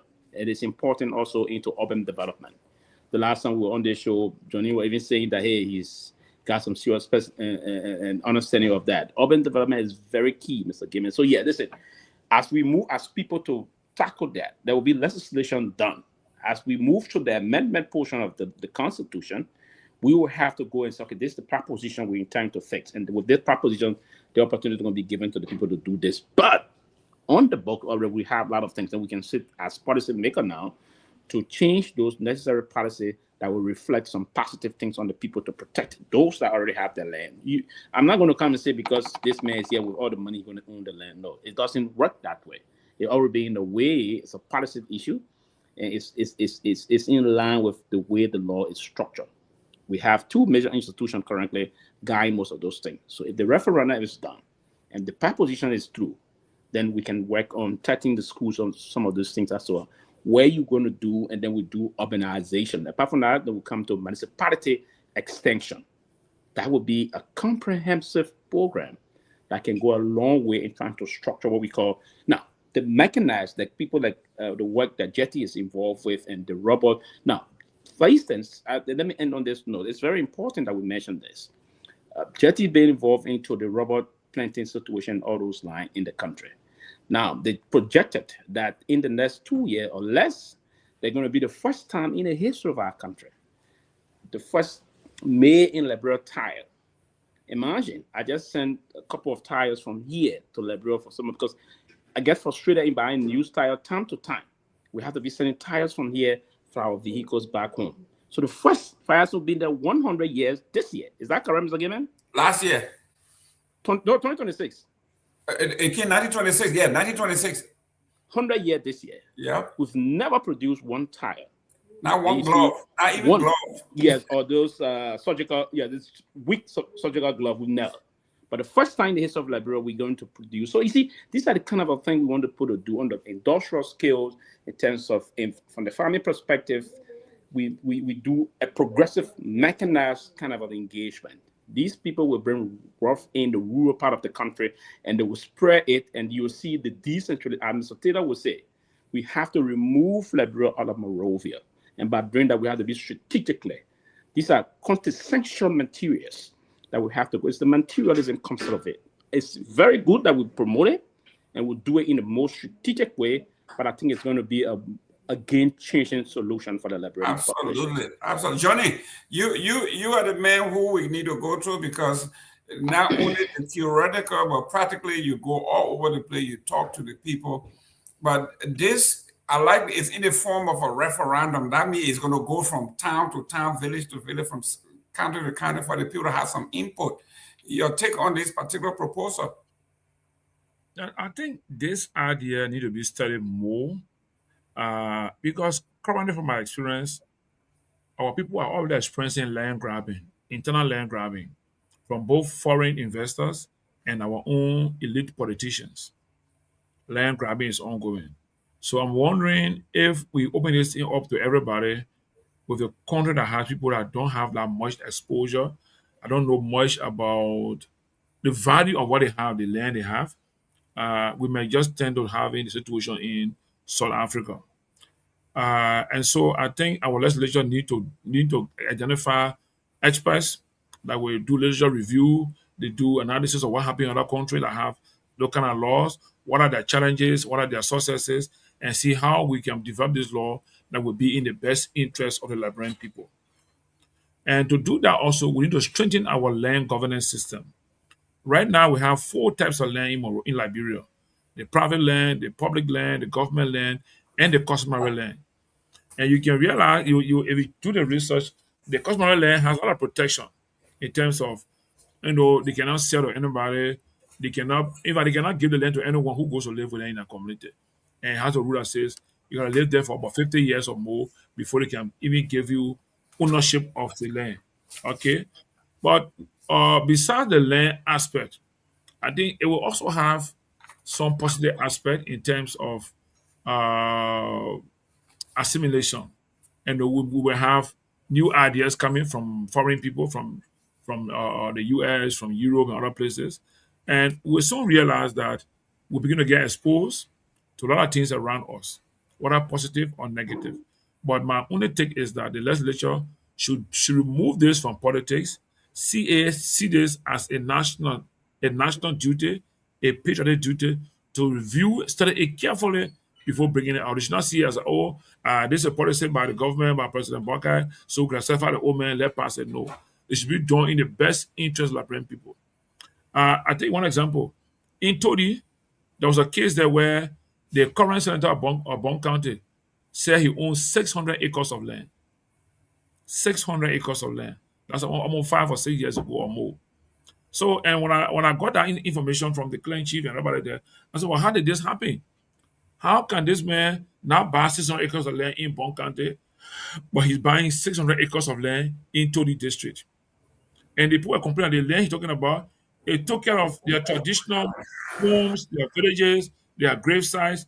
I mean, the rest of it. You understand what I'm saying? So we need to really look at our land governance system and see what we can do to improve so that when we open it up, our people are protected. We got to create a safeguard because our population is majority inexposed and financially, not up to that standard.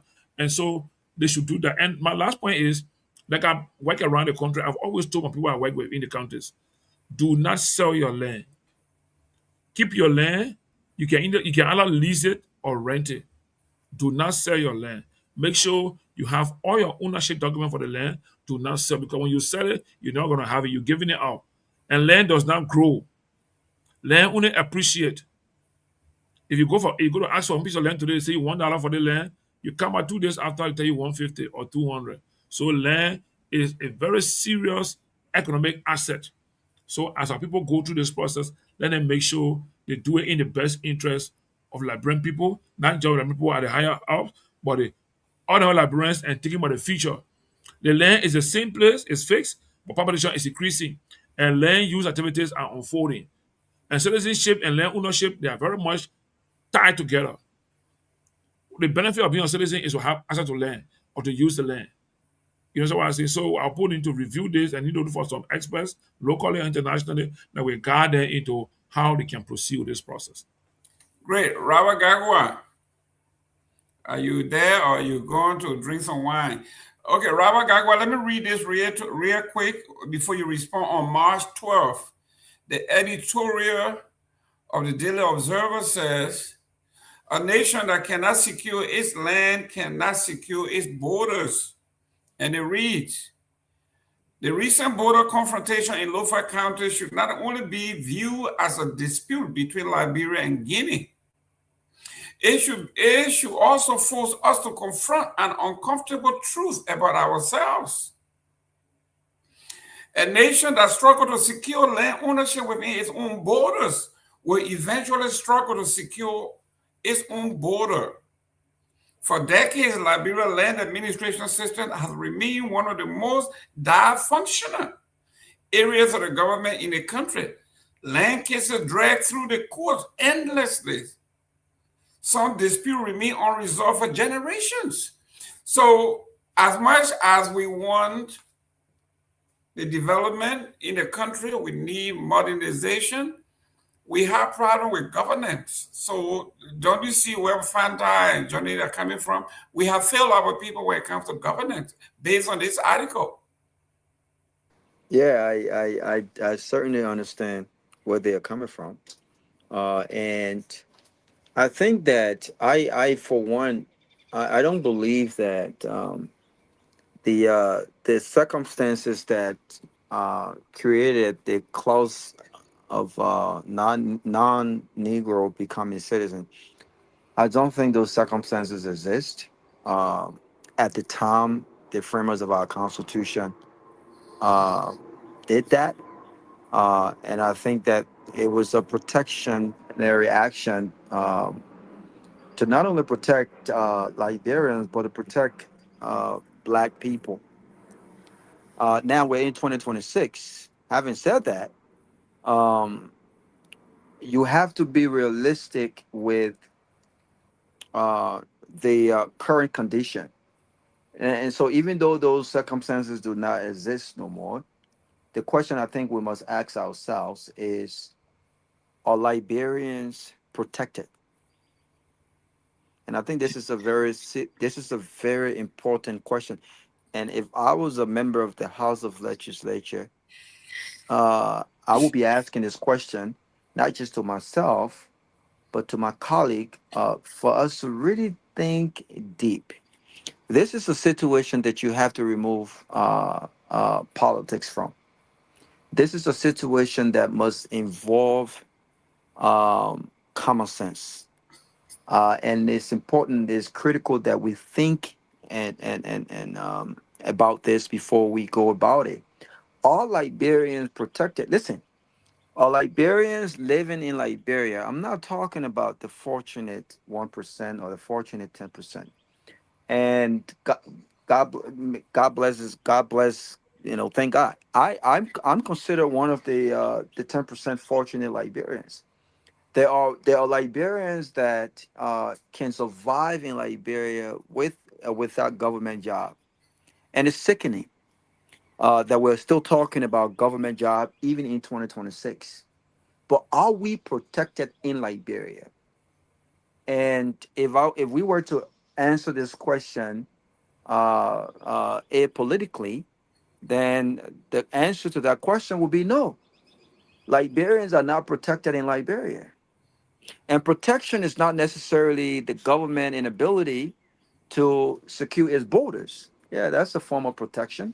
Protection is not necessarily government inability to truly invest in national security. Yeah, that's a very significant form of protection. But are Liberians living like foreign, like a Liberian in Liberia living as if they were in a foreign country? When you see the lines that are formed when Jetty does his normal food distribution, when you see that line, you would think that this is wartime. When you see how many Liberians are hungry, how many people, how many Liberians, I'm talking about natural born Liberian citizens. How many folks stand in line for food? The humanitarian, we have a serious humanitarian crisis that scares me. And so to answer the question, is this a good thing to remove that clause? Absolutely. I think I support the idea. But am I going to support the idea of an implementation just at face value? No, I won't. We need to ensure, and you know what? A lot of our issues, Mr. Jerome, I think we can agree with this. It's not that what's on paper. We have a lot of things on paper, but are they implemented and are they enforced? They are not. They're not. So even without this proposal, we both know that there are foreigners that are building mansions that have lands in Liberia. How are they doing that? How? How are they doing that? There are foreigners that own lands that are building in Liberia with lands in their own names. I'm not even talking about those that have to go through Liberian citizens to acquire land. And so while this is a great idea, and I don't think again that the circumstances that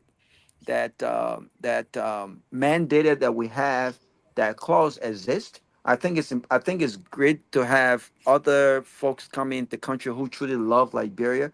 There are Americans that have been in Liberia for over 15 years. Liberia is all they know. They live in Liberia more than they live anywhere else. There are other nationalities, nationals that have been in Liberia for a very long time, right? And Liberia have done them very well. Liberia have done them well than Liberia have done Liberians well, right? And so it's important to tap into what they're doing differently that we can tap into to succeed as well, right?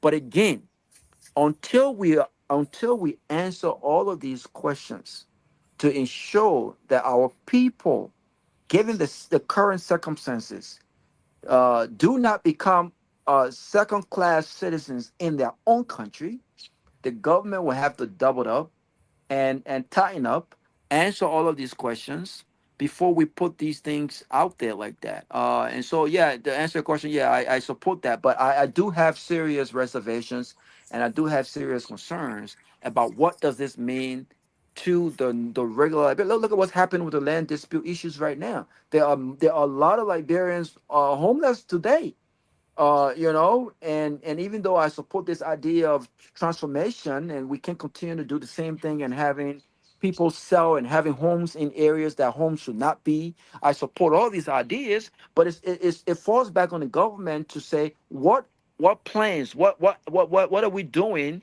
to ensure that these people are not homeless? And we would not have this kind of noise that we have right now, Mr. Jerome, if majority of these people had jobs.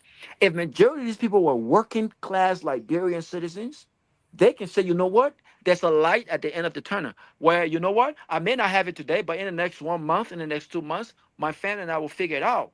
A lot of these folks are home, they are jobless, they are broke, they are poor people. And it's gonna take years for them to even figure out what's next, even if they were investing in businesses. I heard a lady talking about, I want to die, I'm dying, I finished now, I'm sick. I mean, that's serious, because that's her only source of living. What happens when she does not, or he or she does not have that no more? And so, while this is a great idea, I think that on paper is a great idea. When it comes to the implementation and when it comes to the enforcement of it, I think it's important that the government and those in these areas or at the table, I think it's important that they're critically answering the thinking and answering these questions. Thank you. We're going to. I'm going to go to Victor for you to have a last word, and then begins with the next topic. Myean panicked today as Guinean Army chief enters Ganta. They say what authorities describe as routine, friendly military engagement has instead stirred unease among residents of Nimba County, especially those in Ganta, as residents grapple with growing fear linked to the ongoing Guinean border crisis with Liberia. Attention in Lofa mounts. The brief visit of the Ghanaian Army chief, identified only as Kamara, to the Ganta border post has trickled a wave of speculation and anxiety, exposing how fragile public confidence remains whenever security development intersects with Liberia conflict-sensitive border region. Victor, this is another area that this comes from the Daily Observer, government-friendly newspaper. Yeah. Thank you very much, Mr. Gayman, and thank you all very much. This will be my closing as well. It's been a great show. Let me also thank Fanta for coming up with my pressware wall. I will be premiering my pressware wall on this show going forward. Beginning tomorrow, I'll be presenting my pressware wall, and basically to anybody who would just go on an unending explanation that leads us nowhere, and you will get that award. But so look, I didn't have a chance to talk about Dr. Moniba, so quickly I will go back to that. I think the reason why we're pointing this out is Clarence is presenting himself, as that progressive, that clean guy who is coming out of the box. So we forget that he worked for Ellen Johnson government, But this man that he is supporting, he has family ties with this man. This man worked with Harry Faber Moniba. He never said that. The other day he was on the show, and I expressed Dr. Moniba, when he came into the government to help Samuel Doe, there were a lot of us who had expectations. Samuel Doe were cracking, he were brutalizing the progressive community, the student community, everybody, linked to everybody. When Harry Moniba came in, we were relieved. We thought he was coming in to moderate this man, but he did not. Yes, when the coup happened, he was on record as opposing the coup and all of that violence, but still, he could have moderated Samuel Doe's terror that he rained on people, the Nimba people, especially the Guinean people after the coup attempt. Dr. Moniba sat there, did nothing. Now he will argue, they may argue that his power was, but then why were you there? You are an accomplice. And so when we talk about Dr. Moniba as vice president, we had expectation. He did a little bit, but I think he fell short. And I believe Dr. Moniba is listening to this. That's why I'm saying it, so that when he comes on the show again, we can lift this topic up and talk about it again. As to the citizenship thing, I think there's much ado over nothing. I understand people expressing caution, but look, everything that we say we are guarding against, the people we are guarding against, they're doing it anyway. These people come in, they have land, they take all our resources. Why don't we legalize it so we can tax them and help? They can help us develop our country. I honestly, I agree. We should proceed with caution, but I'm not opposed to this call to open up. Liberia fought for the independence of several countries on the continent and outside the continent. We cannot be the one preaching apartheid, segregation, Negro clause. When we are here in the Western world, taking up citizenship anywhere we can, Canada, USA, Europe. How can we be arguing that these people, we can be a part of them, but they can't be a part of us? To me, that's double standard. And I think it is racist. I will say that. I think we need to look into this law. I agree with those who say the laws we have on the books may not be working. Yeah, but that is our fault. That is our problem. We are not allowing the laws to work. That doesn't mean we should continue to hide behind weak, empty laws and bar people from becoming a part of us. I think these people, there's a lot of upside to these people can becoming a part of Liberia. Then there's people in Liberia own thousands and thousands of acres of land. They're just sitting there. What do they do with it? They don't have the money to develop it. It's just there. What does it do for us? Where are you going to have people who will come in and buy a few, parcels of land and develop it and employ a lot of people and help build a country? So I think we should look at it critically. I think there's a lot of upside to it. So I support it. So let me quickly end. Johnny mentioned about Musa supporting Fala. I don't know I almost gave him a pressure award tonight. No, 1 minute before you. Award, it has a dry obvious. I will not let you skip this one. You from Nimba. We talk about the Nimba thing. You don't want to talk about it. Yes. There you go. This happened not today. I think it happened over a week ago. When this guy entered Nimba, when I read his story, I myself I read it with apprehension. But when I read through it, apparently he went in there, according to him, to assuage the tension that was building at the border. He entered the town, yes, with a large contingent of Guinean soldiers. But at the end, I think the people were happier that he even came, because apparently the interaction was such a relief that the people welcomed him, because he said he came to reassure them that there are one people, the people on the Liberia side and the people on the Guinea side. And my wife is from that place. They tell me people cross back and forth, just like across any of our borders. They cross back and forth trade. My wife has relatives in Guinea, or grandparents that came from Guinea, just like all of us.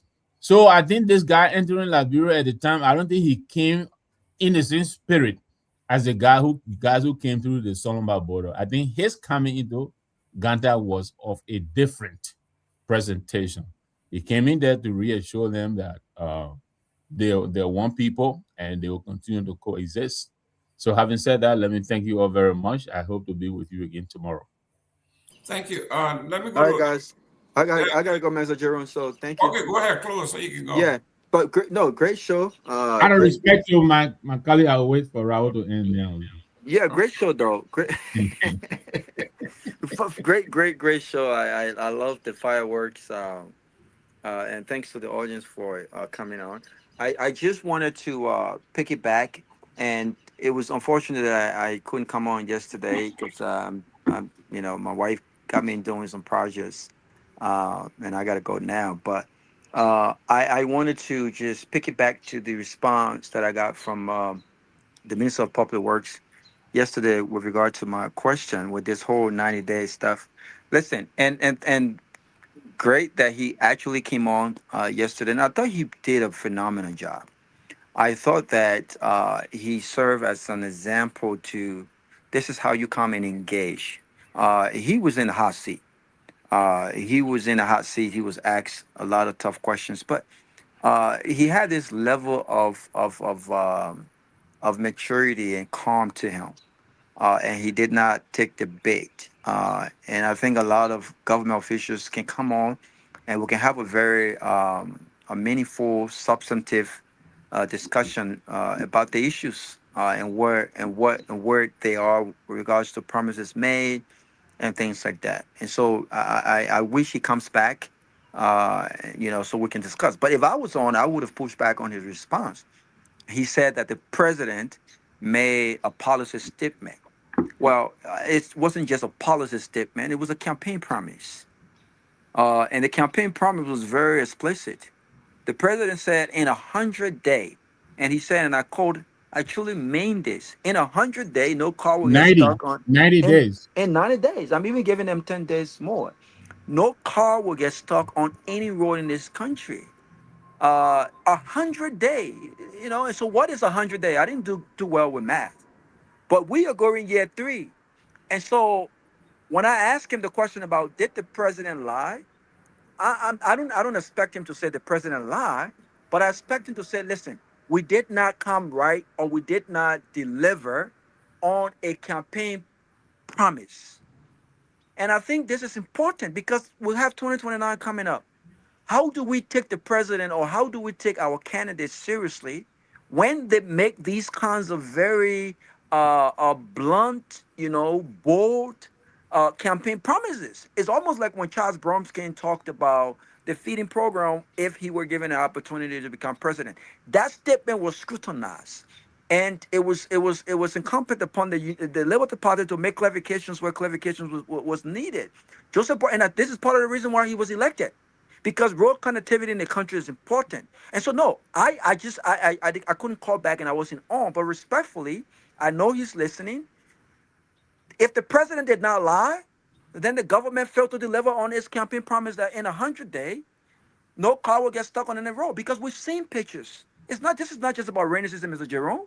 We've seen pictures across the country. Yes, they highlighted what they've done to improve, and you can drive gun-tied, you can drive different places, but does that tell the full story across the country? It does not. It does not. And especially, I wanted him to elaborate on, there was $22 million that was allocated for this, and I think $8 or $9 million was spent, and we still see these issues even going into year 3. And so I respect his answer. I mean, again, that was his response, and I thought he performed very well. Giddens, I have tremendous respect for him, but again, on this particular issue, I think that the government, if maybe he didn't, he would not agree with the word lie, but I think they made a campaign promise, a very bold campaign promise, and it's clear, and I think it's fair to say on this platform that this government, did not deliver on that promise, because there are many cars, and there will be many cars even leading up to 2029 that are stuck on all of the major roads in our country. And last but not the least, I hope that I saw that he passed the buck on to the Minister of State, the Ministry of State. I hope that the representatives can come on, because this is a question that we talked about. Other media outlets in Liberia have asked this question. And you know what? Because we have this whole we have this very after 1 week everything focus on something else. No one have continued to ask this question, and everyone have forgotten about this whole LOFA project. This government said that this project was not just a government project, even though the government owned it, but there were outside sources. Who are these outside sources? Who are they? They could be some of these guys could be criminals for all we care. Why has the government not come forth and transparent about who are these outside sources that have made contributions to this project? If it's a national security project, then don't you think that the Liberian people need to know who these outside sources are? We have a border issue. Who are they? They could be Guineans extremists for all we know. They could be. Listen, I think it's important that the government come clear on this project, because again, we still don't know the source of funding. We know that the source of funding did not come from, it was not legislatively approved. Who are the government? We need to know the source of funding, the dollar amount, and we need to know who these people are that are contributed to this project. And I, for one, I'm committed to ensuring that this question is answered once and for all.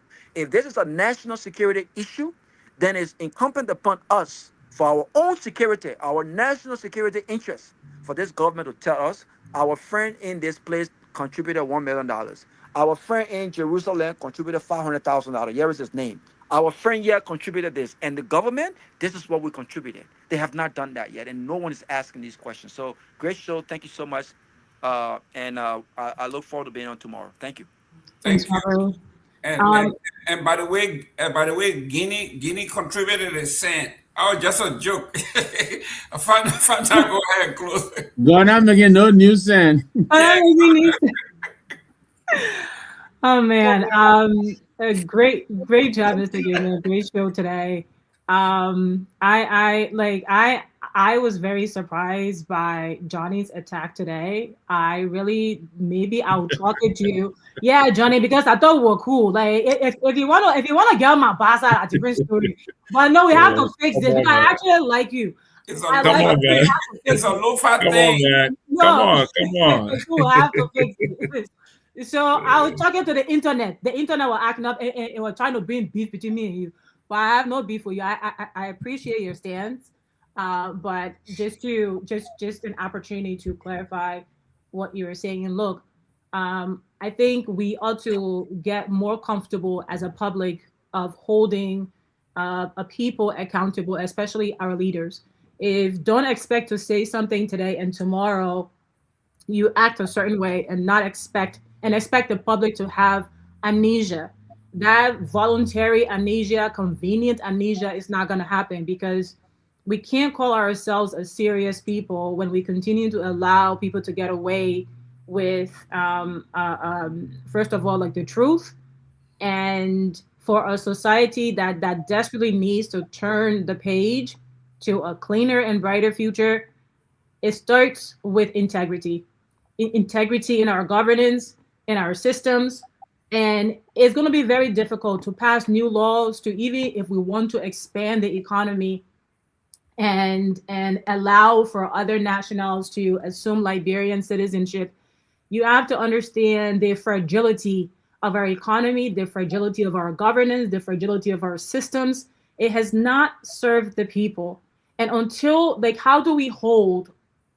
I'll leave you guys and the audience with this question, because I think it's incumbent upon us. While it's great to open the economy, how do we hold the leaders accountable who are supposed to be ensuring that there are clauses, there are safeguards in these policies to protect the people? How do we hold them accountable? Because every laws on the book, they completely disregard. They disregard the courts. They disregard the legislative. Where do we go? So we can't say we pass a law like this and we end up in a situation like South Africa or other nations. At the end of the day, Liberia wants to expand. Liberia wants to grow, but Liberia must do right by Liberians in order for that to happen. And as always, I speak on behalf of the people. It's nothing personal, no hate. I would encourage, once again, our audience and our commenters. I don't know, I have this, maybe it's a love thing or some type of obsession with this Kadi person in the comment section. If it's not my hijab one day, it's because I'm too educated the next day, Kadi. Like, what is it? Let's squash it. Okay? Fanta Kamara is going to remain Fanta Kamara, and it's never going to change to appease you. Not today, not tomorrow, not the day after. My hijab, it stays on. My intellect, well, I can't help you with that. So good night, everyone. Thank you for the day. Thank you. And Honorable Chair, I want to warn Mr. John Hina. If he continues the attitude, we'll block him. Our platform is not a platform where you come and speak strict talk. See people talking intellectual stuff. We disagree with each other and we go at it, but nobody is here to use the kind of language you are using, man. Please. The next time I'm gonna recommend I will block you. We don't use those kind of comment over here.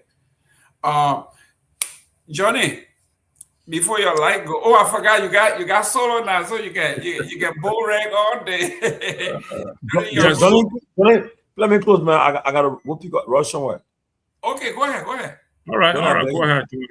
Go. Yes, man. Look, good show, and Mr. Gayman. Yes, I'm very sure by next week you will be in control of that stuff. So we'll just pray now. So that comment, I just deleted that comment. You can't be insulting the panelists here. You can criticize us. You can say what you want to say, but don't insult us. Don't do that to us. You know, especially on a female using the word F word. Don't do that. It's not appropriate, man. I mean, you can disagree with somebody, but you got to insult the person. I mean, you criticize us there. You can the Tomalin is a liar. Tomalin that this and that. I will not get a problem with you, but when you start insulting, taking it personal, it's not good. Don't do that. you know, and people that come here every day, it's the sacrifice to come here, you know. It's not easy thing. You being between children, family, everybody, not easy. Especially some of us now, the whole week now we fasting. We one whole week. Yeah, we're fasting the whole week. Listen, but after 8, so you go and bring your fast now. Yeah, bring my fast and all the things. So yeah, right now, I know Jesus went through a lot of week for us. You know, I think that tomorrow will betray him, right? Where is Dr. Peabody? He's the authority on these things. He can't do it.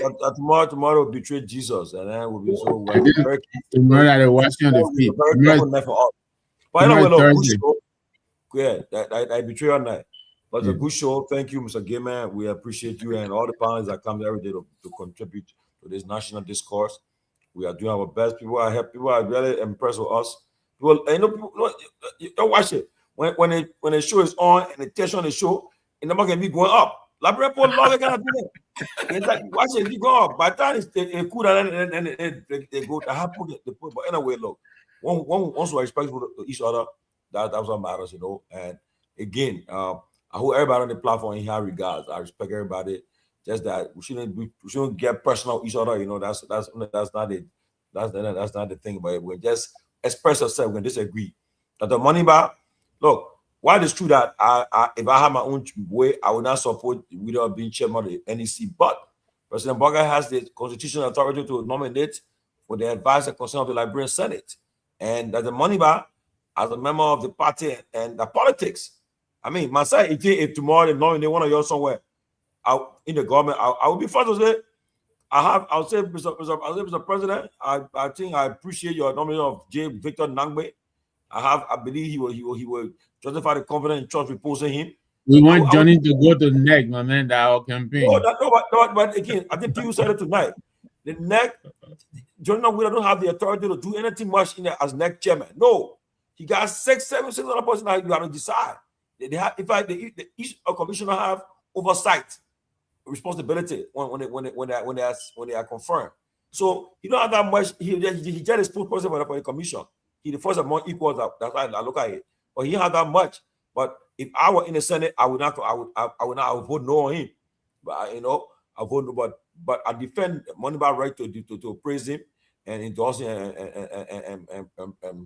and give him such kudos. I defend Moneyball right. I think Moneyball did anything wrong. Anybody would have done it. So, but no, the politics. We don't forget the politics. Like yesterday, somebody asking Mr. Guinness about the Dopoh project. You're telling me to throw the person on the bus there. You will not do it. You know, I remember before I end, I remember the late Grace Bay, how he was like friendly on the very show. I said my sanction him because he was involved in taking money from NASCAR. So after the show ended, one of my main library, the Bugger had traveled. Grace was acting chairman of the cabinet. They called me on video. He said, "Oh, my man," he said, "My sanction me." I said, "Papa, answer so." He said, "No, I watch the show now." He said it. Then my message judge, "Papa, watch it now." He said, "If I was going forward every day, send me that link. I'll watch that show." When he died, he was very religiously watching our show. So look, politics, my people, we gotta be understanding with that. But why is that you didn't say? I want to know why is that. He said, the woman said, you told me to put the president on the bus.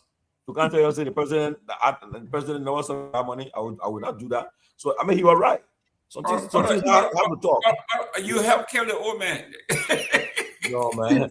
But anyway, look, so that LOFA project in Poya, you ask any senior official of government, they will always dodge that question because you know what I mean. When for Boga to say, if they knew I knew it was being applied, I would have stopped there. Give me a break, you know. But you know he meant what he said. But again, that's the kind of country we're in. But let's continue to work hard for our country. And I urge the Liberian Senate to reject Widow. They also reject him. Let them say somebody different there. But anybody who defend him, like the money back, I defend him for that. He's right to do it. And also, again, let us see what happens. And so, and then before I go, I'm concerned about the Sam Jackson case. I've been getting too much information. The police, I reached out to them today. Why are they taking so long to come up with an autopsy report for this case? It's concerning. And about time that every time I reach out to them, they tell me they'll come out this weekend. And I spoke to Mr. Jackson, and this morning, I think he said, everybody, he said he's concerned. What's happening? What's taking it so long for this case? I think it's about time that they come up with the funding of this case. Let move past it, And also, the issue about Representative Yeke Koluba. I mean, I don't know why they want to expel him. I don't think he should be expelled. If he right to speak on issues, but I can tell you, okay, if they expel him, Liberian people will then not stand behind you. Let me tell you about that. Is he probably today? I forget about him long time.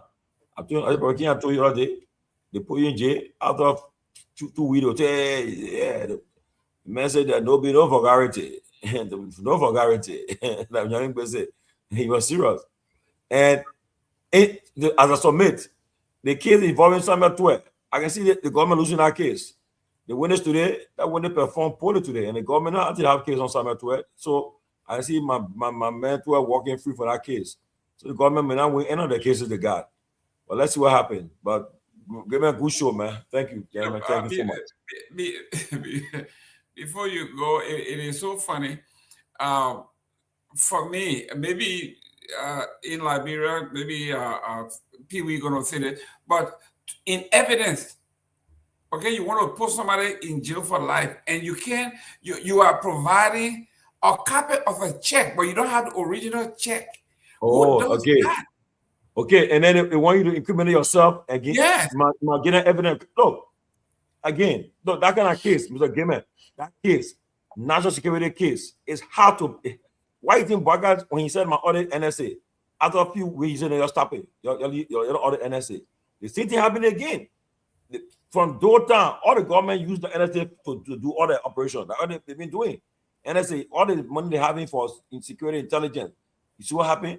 So that case is talking about, you got to prove that Pewee signed a check and Pewee used the money for the purpose, for different purpose. You got to prove it. And I don't see it happening because Pewee did not. And so I don't know, but they're not gonna convict Pewee. Pewee walk on that case free. But Chief, anybody who the Senate has never confirmed? Well, the Senate. No, but with the issue, Mr. Tang, with the issue, one thing, let me tell you something. You see, we're in year 3, right? They're coming close to the election now. People be very careful now with a vote because you want something to hang on your neck about that kind of stuff. Because what you do, you calling them out. Like for instance, they tell the senators, we call them out. How Senator Snow voted, how Senator Dillon voted, how the president voted, and we call them out. So that's why we have the platform, to use our platform to take them to tax. So we monitor it. But I'm sure, but we already took what today. Once Baga's mother, he care. He said, the papa said, you don't watch on social media, he care what we say. You'll do your thing. Because he ain't under pressure yet. But I can tell you, our movement about to strike Liberia, our movement to shut down our country. Come in. So you'll hear news of very few weeks on that. Thank you. Hey, Johnny, the other movement like a pie in the sky. Every day we hear about it, but nobody ever see it. Go ahead. We plenty. The movement is a ghost. So I mean, thank you for the moderation of the show. It is normal. Are you part of that? Are you part of 2 minute ghost? So when it comes to the level of conversation and the intellectual capacity, I think the panelists here have, they have the skill to debate or discuss. What happened, Mr. Gayman? The people laughing at Tomalin George in the comment section. They say his movement got stuck in traffic. That's so funny, man. These people, when you see me laughing, I'm also reading the comment. All right, so let's say thank you. There are a few points I will touch on. I heard you guys discussing something about America, where people who went to the US, and their children, if they went to the US or not, the birthright, birthright issue, and I think I took Trump to court today. Yeah, that kind of like linked me to what my own man Victor was saying about Moniba's father. So I don't know whether Victor wants to hold Moniba responsible for his father's, activities in the country. No, Johnny, I was just speaking to you and mentioned the stand-up guy that his father was, the kind of integrity man. And I'm saying, yeah, he was, but he failed us also in helping to put Semedo in check. I understand as vice president he was limited, but there are things he could have done. For instance, during the coup, when they told him to endorse the coup, he looked at the guys with the gun and told them no. Didn't he say that? Exactly. That was great for her. I mean, so he had a choice. But go ahead. So anyway, I mean, I just thought to bring that up that, holding your parents, misfortune against yourself sometimes becomes difficult.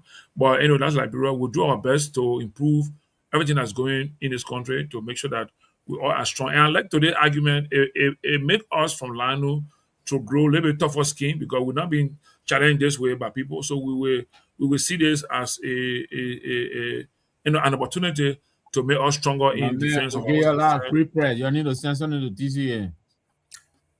No, but I mean, on that note, I just received call from Monima. I think people were calling, telling him that we were discussing. So he just called me. I think he's in the Washington area. He just called me not too long, and he said, "I said, oh, but Dad, the one you on the show." He said, "Tell him I'm ready tomorrow. Come to the show. They're ready." So if you guys ready, we can arrange it. He can come tomorrow. You know, the young man is eloquent. He's able to talk for himself. He doesn't need anybody to talk for him. So he asked that you guys are ready tomorrow. We can bring him on, and to come and talk about this endorsement. Bring him on. Pewee. Okay. All right, good. I will let you know. Pewee, you got anything scheduled for tomorrow? You are muted. No, I don't know. If there's anything. So I will talk about. I think it's good until Tomalin or somebody else said. But from what I can see, let him come on tomorrow. All right. So thank you. So I will let you know right after here. Like I'm sure he's still following him fine because you told him to follow and he's following. He just called me. So but you're feeling now say yeah, we are closing already. But you can follow the show and listen to it later on. But I think it was a good show when we had the opportunity to talk about Monima, and this also helped to also elevate his name in the country. But today's conversation helped to make sure that people know who to call Clarence Monima, and of course the Liberia Senate has a decision to make who they want to confirm as the chairperson for Election Commission. We have just endorsed him, and like I said, I think yes, I agree that it was a slip not to disclose that we are endorsing him, and not because he is a partisan for Lino, because he helped form Lino, but he found himself aligning more with UP in the going election. You understand? But anyway, I hope that when I get to him after this presentation, and he'll be prepared tomorrow to come on the show and talk more about why we endorse Mr. Widow to be the chairperson for the Liberia national election. Thank you, Mr. Gayman, and good night, everybody. Yeah, thank you very much. Pewee, take us home. Oh, yes, quickly. I think I don't think Dr. Mumba should even come on the show tomorrow, and I've been very honest here on this one. We already found an opinion against the young man. No, now let me. Well, I mean, most of us on the platform. I didn't subscribe to that. I believe what the thing said about him was totally order. It was sort of sentiment. Also, it was sentiment based, and the rest of that. I think what he did, and a reasonable person would do what he did. What he did basically, and to say his father had a relationship with this current the chairman designate, that would. For me, it sounds somehow these are some knee-jerk way of approaching issues.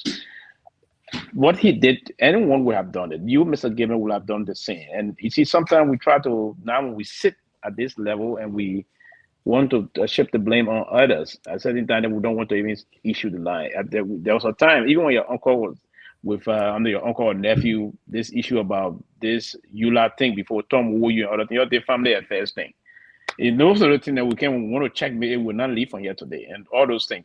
But again, to form to just come and just characterize him in a weird manner that we would do things and go about it and say, okay, we take a try on that, and we want to invite him. It's just like, no, I thought the best thing to have done today was to say, well, yeah, this kind of thing. Can we invite Mr. Monova? The fact that he had always availed himself, this very reasonable person, a very educated young man, he would have come and get his own position as to why he did that. So if the platform is always pushing to be opinionated in trying to render judgment before hearing, I think in this case we were not very balanced. We didn't strike the balance today. On the most serious note, And then to the level I came for that clarification, then Gayman came to attack me and say, "Oh, I'm tinted. I'm also Sylvester Pewee tinted because Sylvester Pewee working in government." And but what government didn't understand, probably he don't know the role I play in government. But listen, do I regret while I work in government? No, I don't. But what Mr. Gayman didn't say he always promote his uncle work in government, his uncle being part of those that brought revolution in the country. I know how you condemn your uncle. It's unfortunate that people will say this. You see that's the hypocrisy. Eh? Thomas, what were you? I never heard Gayman for some reason. I've never heard Mr. Gayman for some reason even say his uncle. I don't know if he forgot his uncle self as labor minister.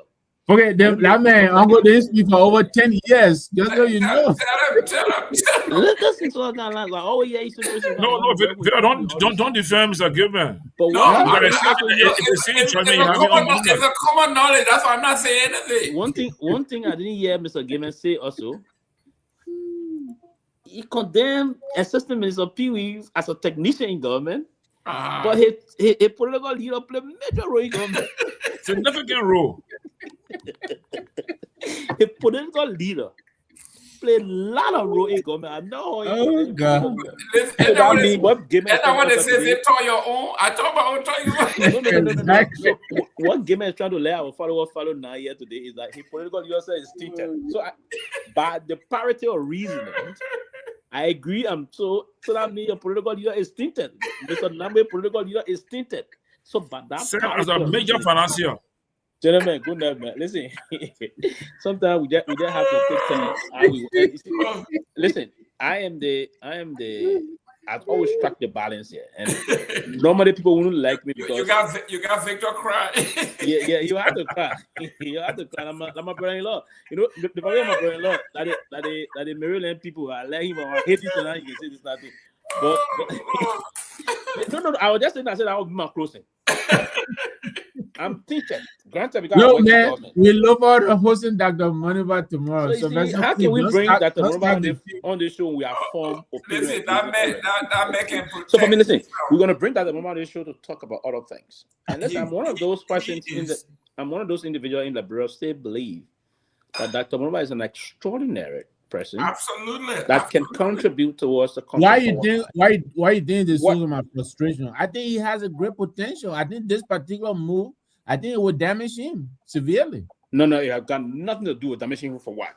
Oh. Listen, the president didn't violate any law by appointing. He never.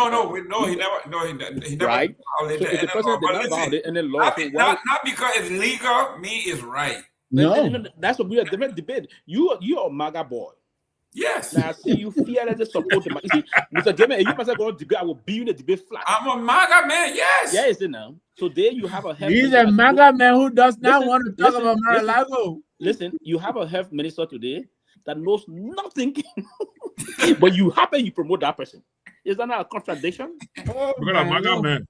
Listen. Is that not a contradiction? Listen. Your health minister, he's a conspiracy theory. He speaks against vaccine, all those things, and you support that. The man is an election denier. He's a vaccine denier too. Then you want to attack poor Dr. Clarence Monva for commending the president appointment today. It's just a commendation. It has nothing to do with tomorrow. That the Monva did not recommend. I will still with him. And let him know that you guys will be around to come on the show. I conclude this note that the Monva did not recommend the appointment of the we didn't say that. He never commended him because the Monva believed in his Did you read what the newspaper wrote? They say he broke ranks. That alone should say a lot to you. He broke ranks. You understand me?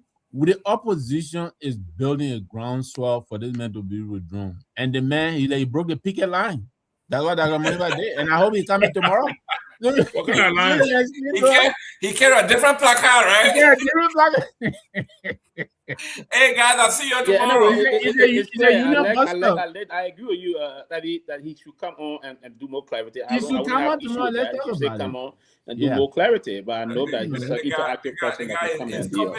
Listen, that I see him as one of the feature of the Bureau. It's just like I absolutely agree. It's just like the structure of the dispensation of our politics and the way we've done. And one of the things I don't want to post lacking, but one of the things he will have to do is to further expose himself to the kind of a network that is required to raise some appropriate funding and expand the vision, and everybody can get. Because listen, in the absence of funding, you cannot do anything politically. Sylvester, before I even if you're a forget very this, smart person, so you have to do that. Something came across the wire today, which could portend a lot for 2029. I think Councillor Fonanti Kofa may have bought a radio station today. That was April Fool, man. It was it? Yeah, of course, you have to know that was April Fool. Okay, but then. But I'm told also that the mobile commendation is April Fool. It will be too. I'm told that it's it will be. Tomorrow, the April 2nd, there will be no food day. No, but you know he can come tomorrow and say that was April Fool. Yeah, that's right. That will be wrong. I really hope I hope so. I'm just saying it from the phone. I'm saying it from the phone part, but he was right to do it. He was right to do it. He did nothing wrong. He did nothing wrong. Young man, he can defend himself. I know he did nothing wrong. He did nothing wrong by that. And his father role he played again. I saw people also in Mr. Gayman today trying to link the role of his father in the National Democratic Party. But come on, but listen. The role of his we're talking about politics. You did the guy who won that job to let you go back. Why you think part of the reason why you think they brought his father from way London to come and serve? Because they saw his role he played in the country. There was a very soft-rounded, well-rounded man. Unassuming, but Pewee, you don't expect the opposition to bring out the best in him. You want to look for the bad one. You are going to find out. I want to see you. You want me to tell you something, man? Sylvester, the point you just made is the point of Dr. Monimba's indictment. And again, I'm not visiting the sins of the father and the son, but I'm saying to you, he was brought from London for that very purpose, to come in and tie those hands and say, no, you can't do this, Mr. President. You can't do this. You can't go after a whole county. But he may have, but it didn't seem like that. But anyway, we'll talk about that. So if their appointment was going to be a global man, but Pewee, this man doing it because his wife is from Nima. You remember he said they attacked the whole country. That Nima country.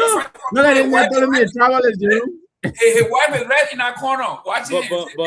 But listen, you know that one last one when there was a time again. I'll say the one he was saying this. No, I want to see your man. But yes, it. A progressive.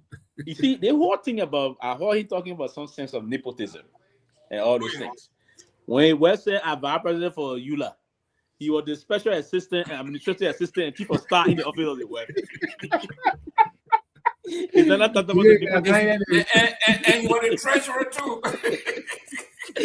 Special assistant, administrative assistant, chief of staff, treasurer, and chief of protocol. Because when they're traveling, he's the protocol officer also.